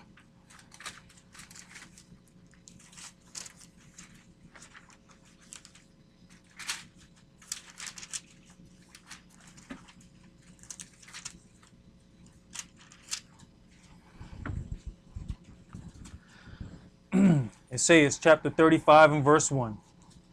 The wilderness and the solitary place shall be glad for them, and the desert shall rejoice and blossom as the rose. The desert shall rejoice and blossom as the rose. So what looks like a empty and barren place is not going to be that way when you get in it. But if you waiting to see that before you get there, you're going to always have a problem. You're going to always have a problem because you're waiting for it to already be what it's supposed to be after you get there.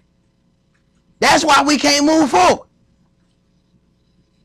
Because we expecting to get an approval before we leave the house. So we ain't never left the house. Well, I didn't get no approval. How you going to get approval here? Get up. Go there. Go ahead. It shall blossom abundantly and rejoice even with joy and singing. The glory of Lebanon shall be given unto it, the excellency of Carmel and Sharon. They shall see the glory of Yahweh and the excellency of our Elohim. Strengthen you the weak hands and confirm the feeble knees. Say to them that are of a fearful heart, be strong, fear not. Behold, your Elohim will come with vengeance, even Elohim with a recompense. He will come and save you. Then the eyes of the blind shall be opened, and the ears of the deaf shall be unstopped.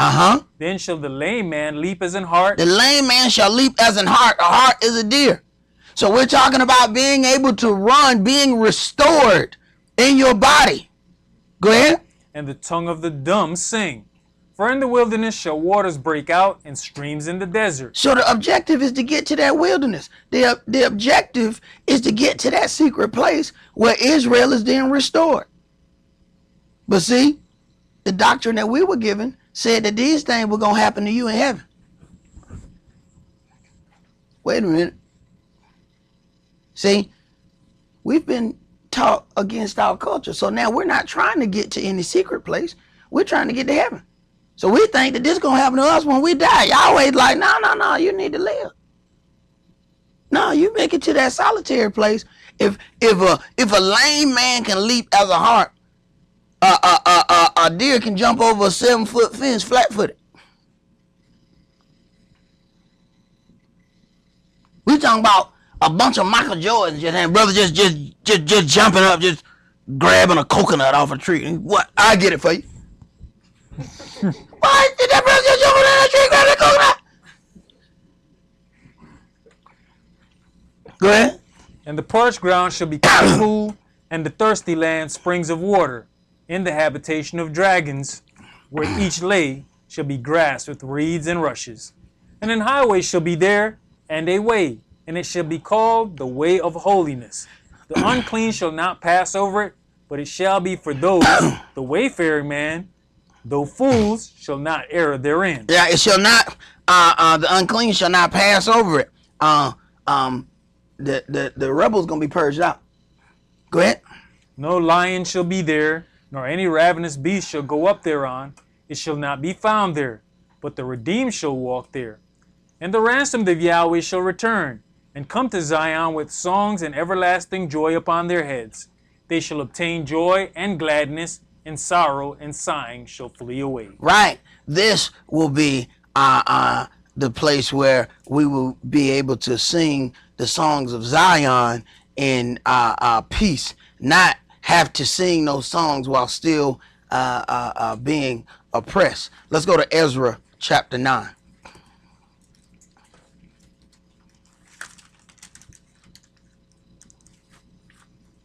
To see if you can get our people to start singing different songs, then we start accepting different things and believing that, hey, it's just supposed to be that way, and we will then accept it.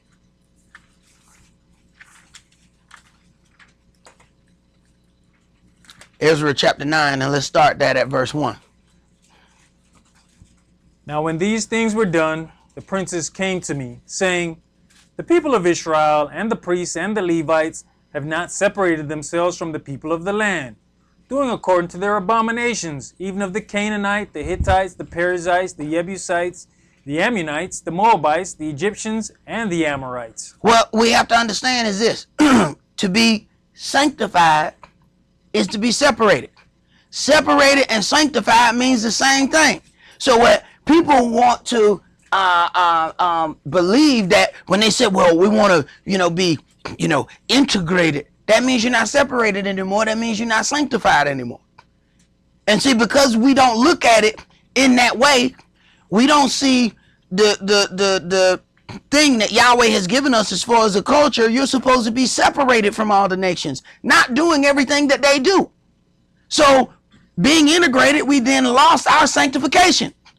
We're no longer sanctified unto Yahweh because we have been so-called integrated and lost all the separation that Yahweh has placed upon the children of Israel. But when you don't look at this as a spiritual thing, you then think it's about racial division and not spiritual purity. See, this is about maintaining and preserving your culture. And the more you integrate with other people, the more you're going to start mimicking and putting bits and pieces of their culture inside of yours. Go ahead.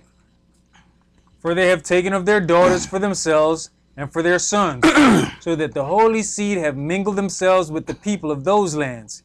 Yes, the hand of the princes and rulers have been chief in this trespass. So the leaders are the chief ones in doing it. So of course the rest of the people are going to do it. They're seeing the leaders do it.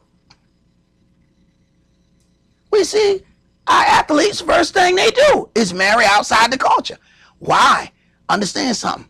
The curses are falling among us. So then they get money. They get into certain arenas and they say, man, a sister look at a white guy and say, man, I don't have to deal with all these damn problems. I gotta go with the white dude. And then the black dude see the same thing. I see the white girl. I ain't got to have all these problems.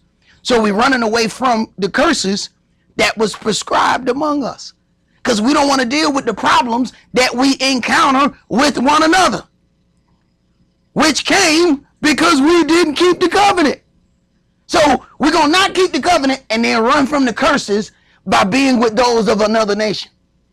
See, that's our opportunity to escape it. but it only lasts for a little while. Escape don't last forever. You find that even after all that, them curses still show up. Because you can't never stop being you. I don't care who you marry. You still you. So that curse gonna still come and sit right down in your living room. How you doing, sweetie? How you doing? I seen you move. I seen you move. But I'm her. I'm her. I got your new address. I'm gonna be here for a minute. Right? You ain't gonna go away from them curses. I don't care what you do. You gonna go through these. You gonna finish this out. Because when this finish, you gonna tell your kid, hey, look, we ain't doing this no more. Whatever we did back there, that was what we did back there. We not going into captivity no more. Understand all of this. We ain't doing that no more. Go ahead. Verse 3. And when I heard this thing, I rent my garment and my mantle, and plucked off the hair off my head and off my beard, and sat down astonished. Then were assembled unto me every one that trembled at the words of Elohim, at the words of the Elohim of Israel, because of the transgression of those that had been carried away, and sat astonished until the evening sacrifice. So even though they had been carried away unto another nation, Yahweh still expected them to maintain their culture. See, we like to give excuse because we end up in different places that now we don't have to keep our culture. Now it's time that they return unto the land. Now they got to deal with all of these things that they've done. Go ahead. And at the evening sacrifice, I arose up from my heaviness, and having rent my garment and my mantle, I fell upon my knees and spread out my hands unto Yahweh my Elohim, and said, O my Elohim, I am ashamed and blush to lift up my face to you, my Elohim. For our iniquities are increased over our head, and our trespasses grown onto the heavens. Since the days of our fathers have we been in a great trespass unto this day, and for our iniquities have we, our kings and our priests, been delivered into the hand of the kings of the lands, to the sword, to captivity, and to a spoil, and to confusion of face, as it is this day. And this happens to Israel over and over, because once again, Israel was set to be our servants unto Yahweh. And if we did not serve him, then we would have to serve the nations. So this particular thing happens to us over and over and over. So anybody who makes a claim of being Israel but can't show any servitude in their history, there's a problem there. Go ahead. And now for a little space grace has been showed from Yahweh our Elohim, to leave us a remnant to escape, and to give us a nail in his holy place, that our Elohim may lighten our eyes and give us a little reviving in our bondage. Right. Just give us a little corner, a little nail in the place. Go ahead. For we were bondmen, yet our Elohim has not forsaken us in our bondage, but has extended mercy unto us in the sight of the kings of Persia, to give us a reviving, to set up the house of our Elohim, and to repair the desolations thereof, and to give us a wall in Yehuda and in Jerusalem. And now, O our Elohim, what shall we say after this? For we have forsaken your commandments, which you have commanded by your servants the prophets, saying, the land unto which you go to possess it is an unclean land, with the filthiness of the people of the lands, with their abominations, which have filled it from one end to another with their uncleanness. Now therefore, give not your daughters unto their sons, neither take their daughters unto your sons, nor seek their peace or their wealth forever, that you may be strong, and eat the good of the land, and leave it for an inheritance to your children forever. And after all this is come upon us, for our evil deeds, and for our great trespass, seeing that you, our Elohim, has punished us less than our iniquities deserve, and has given us such deliverance as this. This is a part of really making a plea to your Elohim, is opening up and confessing the sins that we have done. And these are the things that we like to avoid. But this is where your true redemption is. So we're not able to get true redemption because we can't truly confess that anything has been done. Now understand, by the time that they're confessing these things, it's their fathers who've done it. So not only do we have to be able to confess and deal with the things that we've done, we have to be able to confess the things that our ancestors have done. Go ahead. And like it's been said over and over, Yahweh keeps doing the same thing. He never changes. Verse 8. And now for a little space, we've been given grace again. Until the remnant escape. Grace, period. See? We want grace to last forever. Go ahead. And has given us such deliverance as this. Should we again break your commandments and join in affinity with the people of these abominations? Would not you be angry with us till you have consumed us, so that there should be no remnant nor escaping? O Yahweh Elohim of Israel, you are righteous, for we remain yet escaped, as it is this day. Behold, we are before you in our trespass, for we cannot stand before you because of this. We cannot stand before you because of this, because of how we have operated being separate from you. Go ahead. Now when Ezra had prayed, and when he had confessed, weeping and casting himself down before the house of Elohim, there assembled unto him out of Israel a very great congregation of men and women and children, for the people wept very sore. And Shechaniah the son of Yahael, one of the sons of Elam, answered and said unto Ezra, We have trespassed against our Elohim, and have taken strange wives of the people of the land. Yet now there is hope in Israel concerning this thing. Now therefore, let us make a covenant with our Elohim to put away all the wives and such as are born of them, according to the counsel of my master, and of those that tremble at the commandment of our Elohim, and let it be done according to the law. So understand, these are leaders who have married strange women and have had children by these women. Do understand? It says some of them couldn't even speak the language.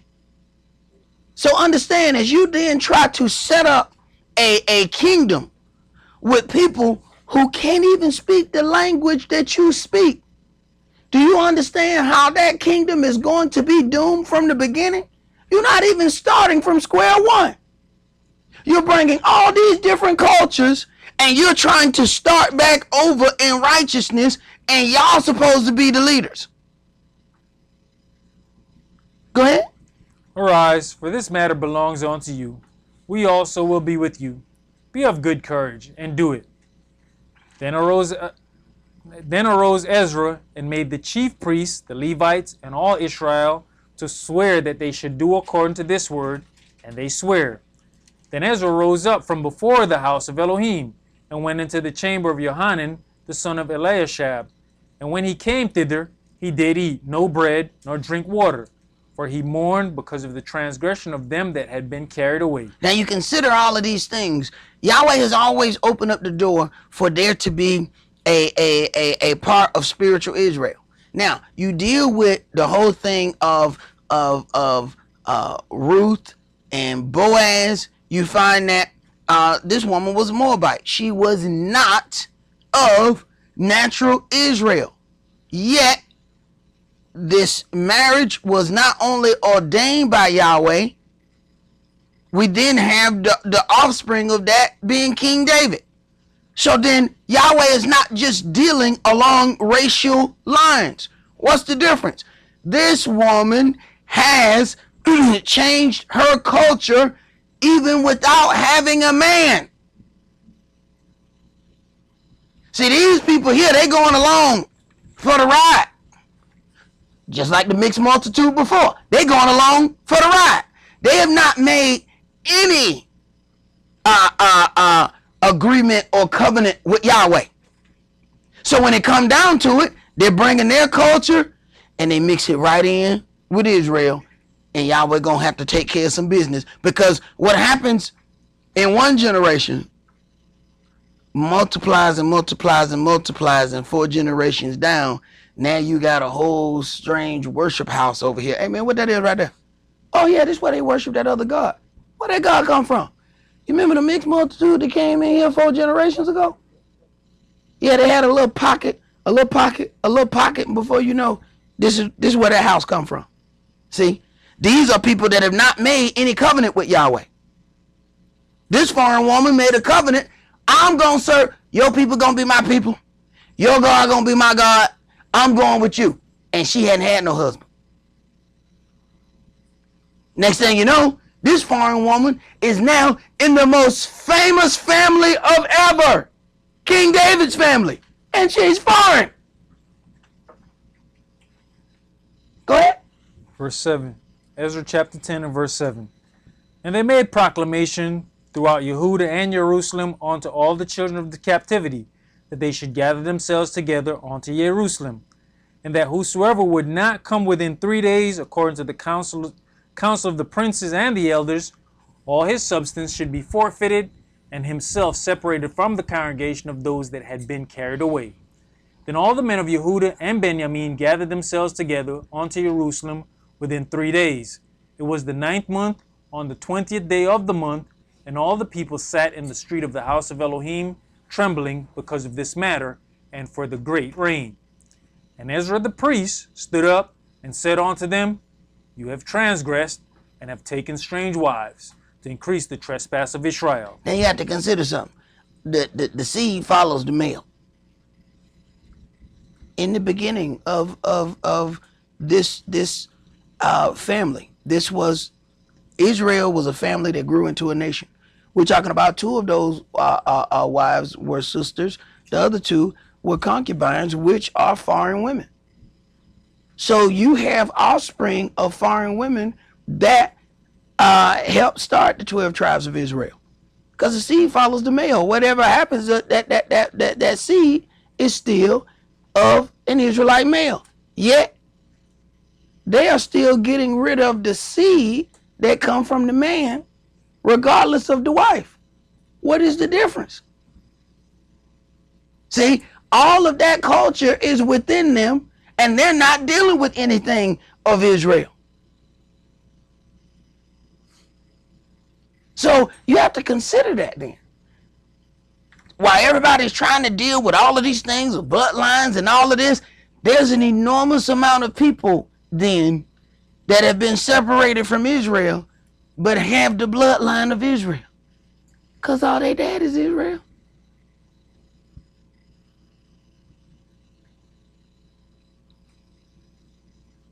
So then what we dealing with and what Yahweh was always dealing with is in the heart of man and have been for quite some time. But Jake can't receive that. Go ahead. Now therefore make confession unto Yahweh Elohim of your fathers, and do his pleasure, and separate yourselves from the people of the land and from the strange wives. Then all the congregation answered and said with a loud voice, As you have said, so must we do. Now understand, Yahweh has already said he don't like divorce. So I don't think people understand how heavy this stuff is right here. Go ahead. But the people are many, and it is a time of much rain, and we're not able to stand without, neither is this a work of 1 day or 2, for we are many that have transgressed in this thing. We are many that have done this thing. So we're not talking about a few people, we're talking about a whole lot. And if you just start taking a look from 18 all the way down to 44, and you start seeing all these names, this was pretty heavy. But see, this is dealing concerning the priesthood. The priesthood can't be mingled. This is the part that people don't get. There's one thing outside the priesthood. There's something altogether different when it comes to the Levite, the Levitical priesthood. You can't play that game with the priests. The priests have a heavier weight on them than everybody else. And people not understanding this, they teach it the wrong way. Go ahead. Let now our rulers of all the congregation stand, and let all them which have taken strange wives in our cities come at appointed times, and with them the elders of every city, and the judges thereof, until the fierce wrath of our Elohim for this matter be turned from us. All right, let's go to Ezekiel chapter 37.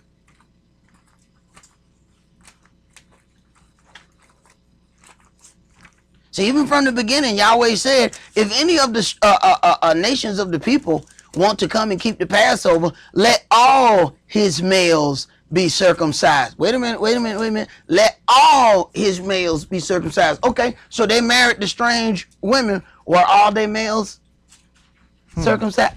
Now we got a problem. See, all you got to do is follow the instructions, man. All right, so if they want to be a part, their whole family got to be a part. Let all their males be circumcised and let them come and keep the Passover, and they shall be as one of your people. One law shall be both for you and the stranger. Man, this is in the Old Testament. So Yahweh already had a door open for other nations. So here it is, we come to the New Testament and people are like, oh, he opened up the door for the Gentiles. Man, the door was open for anybody that wanted to come in a long time ago. They left out with a mixed multitude. If he didn't want them, he could have said, hey man, y'all people, y'all not Israel. Go back to Egypt. He could have told them people to leave then. He didn't. See, we're not dealing with this in the right way. You got to be able to if they're going to be around you, they have to accept your culture. But you got to be strong enough to know. Otherwise, you let them be around you and you start taking their culture. That's why Yahweh said, don't be around them people. It's because of your own weak heart. Same way he said divorce was never so. Moshe gave it to you because of the hardness of your heart. I never okayed divorce. But so y'all don't kill each other. Write a bill of divorce and go on about your business. But from the beginning, this is what Yahshua said. From the beginning, it was not so.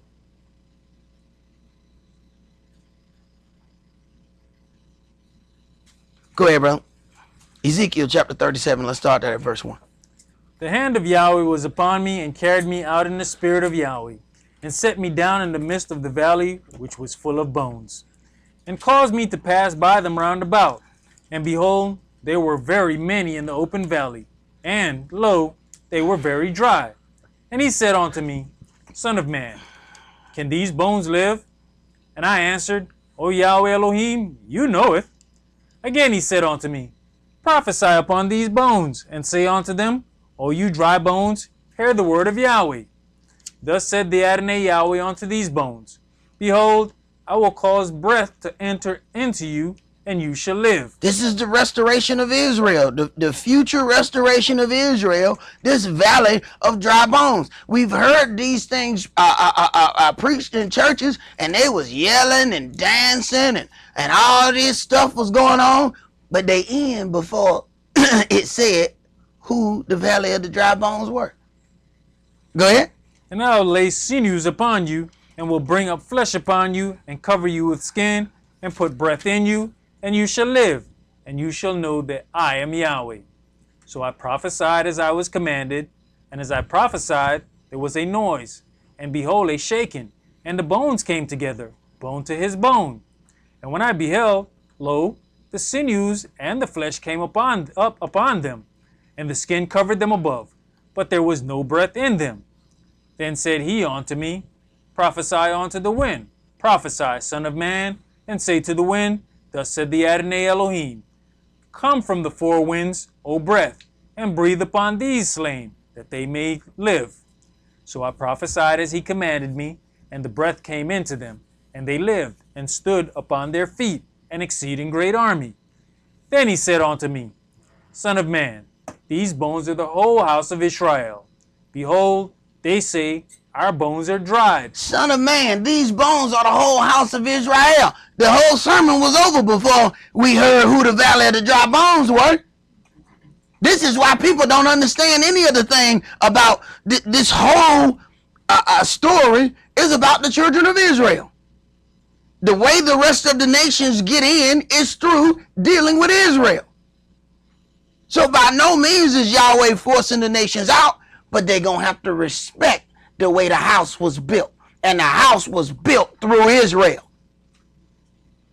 You don't get to come in the house and have disdain for how the house was built. I can't come in a man's house and say, yeah, man, by the way, I don't like your wife, but what y'all eating tonight? What? No, man, you can't come up in here. This how my house set up.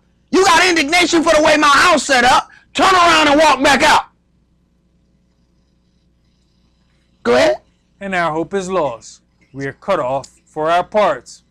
Therefore prophesy and say unto them, Thus said the Adonai Elohim, Behold, O my people, I will open your graves and cause you to come up out of your graves and bring you into the land of Israel. You wasn't going to heaven. Wait a minute. Now, this resurrection, now, it was dead bone. It was dry bone. They had no muscle. They had no nothing. Then he breathed life into them. Now, they resurrected, and they going to Israel. Wait a minute. I told y'all, they stopped them Valley of the Bone. How many times you done heard that Valley of Dry Bones sermon? They didn't tell you it was Israel, and they wasn't getting resurrected to go to Israel. They were going to heaven.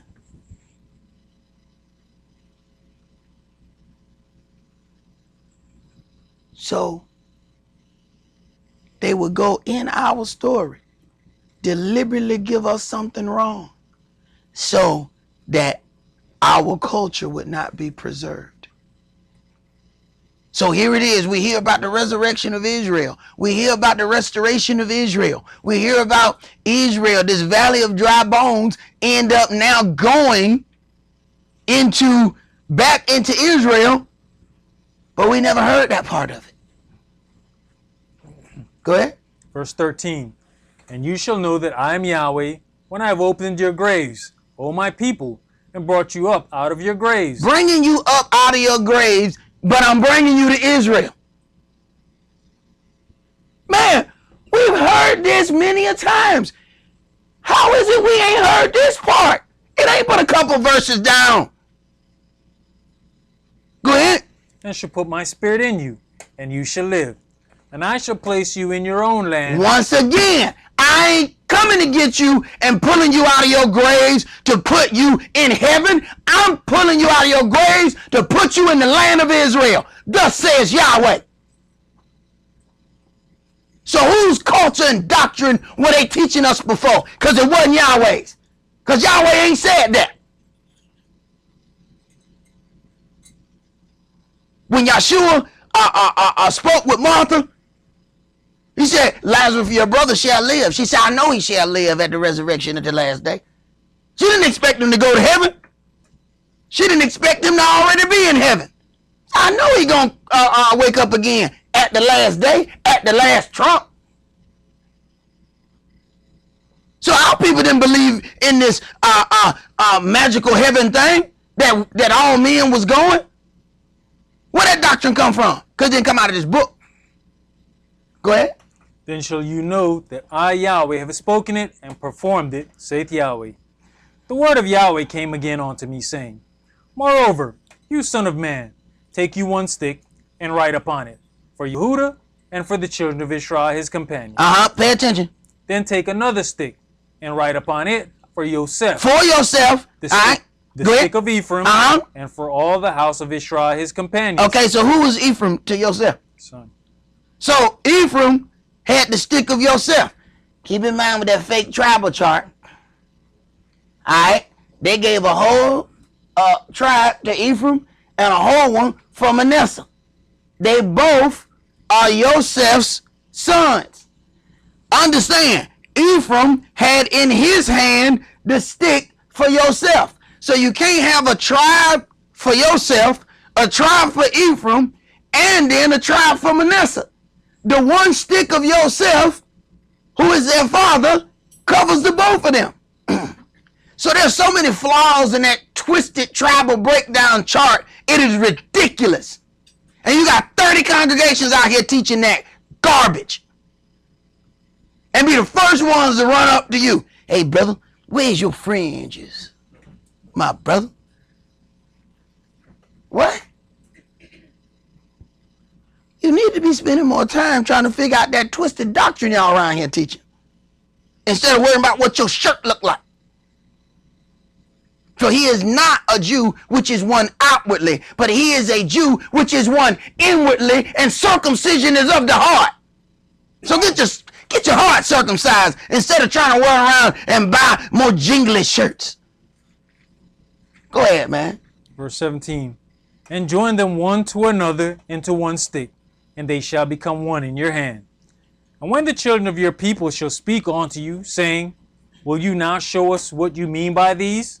Say unto them, Thus said the Adonai Yahweh, Behold, I will take the stick of Yosef, which is in the hand of Ephraim. Once again, It is not Ephraim's stick. He does not have a complete tribe of his own. He is the descendant of Yosef, so it is Yosef's stick. Now, how is it we got brothers that can go out here and call themselves generals and all kind of fancy names, but you can't figure out this simple mandate? Go ahead. And the tribes of Israel his fellows, and will put them with him, even with the stick of Yehuda, and make them one stick, and they shall be one in mine hand. Right, because they were broken into two kingdoms. It was a northern kingdom and a southern kingdom. They were separated. This is why the woman at the well said, your people have no dealings with the Samaritans. Because although we're all Israelites, we don't deal with one another. So he said, no longer shall there be two nations. They're going to be put together and be the way that they were supposed to be. Go ahead. And the sticks whereon you writeth shall be in your hand before their eyes. And say unto them, Thus said the Adonai Yahweh, Behold, I will take the children of Israel from among the heathen, whether they be gone, and will gather them on every side and bring them into their own land. Once again, now the children of Israel are being brought from all these places into their own land. See, you ain't never really been taught about the valley of the dry bones. Although they have talked about it many times, they have never truly taught you this. It always stops before it gets to this. See, you ain't never supposed to understand that the valley of the dry bones was about Israel. And you were never supposed to understand that you are supposed to go to your own land, not get whisked off into heaven. See? So you got to be willing to fight to preserve your culture. Your culture didn't teach this fairy tale. Ain't no tooth fairy. Go ahead. And I'll make them one nation in the land upon the mountains of Israel, and one king shall be king to them all. And they shall be no more two nations, neither shall they be divided into two kingdoms any more at all. Neither shall they defile themselves with any more with their idols, nor with their detestable things, nor with any of their transgressions. But I'll save them out of all their dwelling places, wherein they have sinned, and will cleanse them. So shall they be my people, and I'll be their Elohim. And David my servant shall be king over them, and they all shall have one shepherd. They shall also walk in my judgments, and observe my statutes, and do them. In other words, they're going to keep my culture. They are going to walk in the culture that I have given unto them. Go ahead. And they shall dwell in the land that I have given unto Yaakov my servant, wherein your fathers have dwelt. Right. Once again, how many times he got to say this? Yet you talk to people who've been going to church 40 years. He up down in heaven looking down at us. Where you get that from? See? Somebody is giving you their culture. That ain't your culture. And people want to know why you believe what you believe. Because I know how to read. Instead of just accepting what everybody done told me. He says the same things over and over and over again.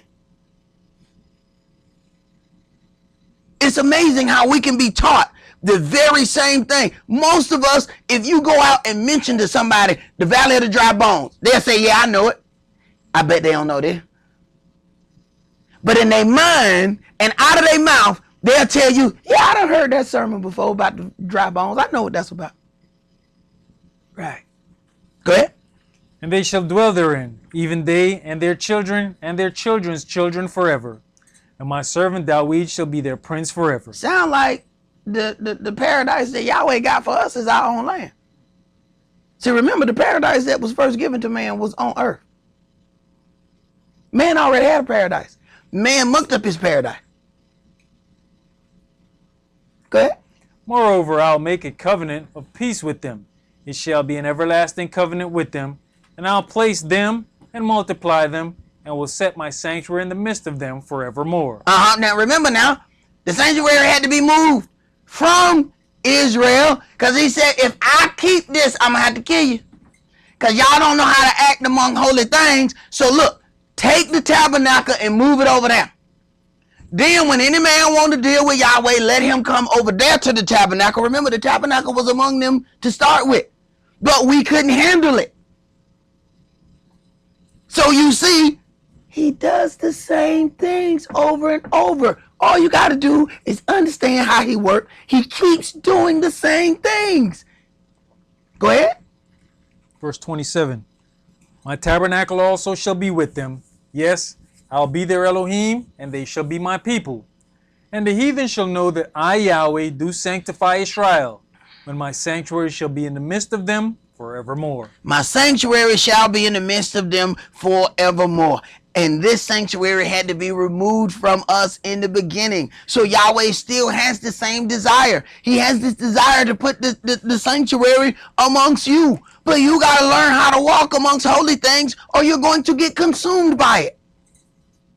It was his grace that took the tabernacle away from you. It was his grace saying, look, I don't want to have to kill them. They're going to be devoured by my power if they are near me and don't know how to walk in righteousness.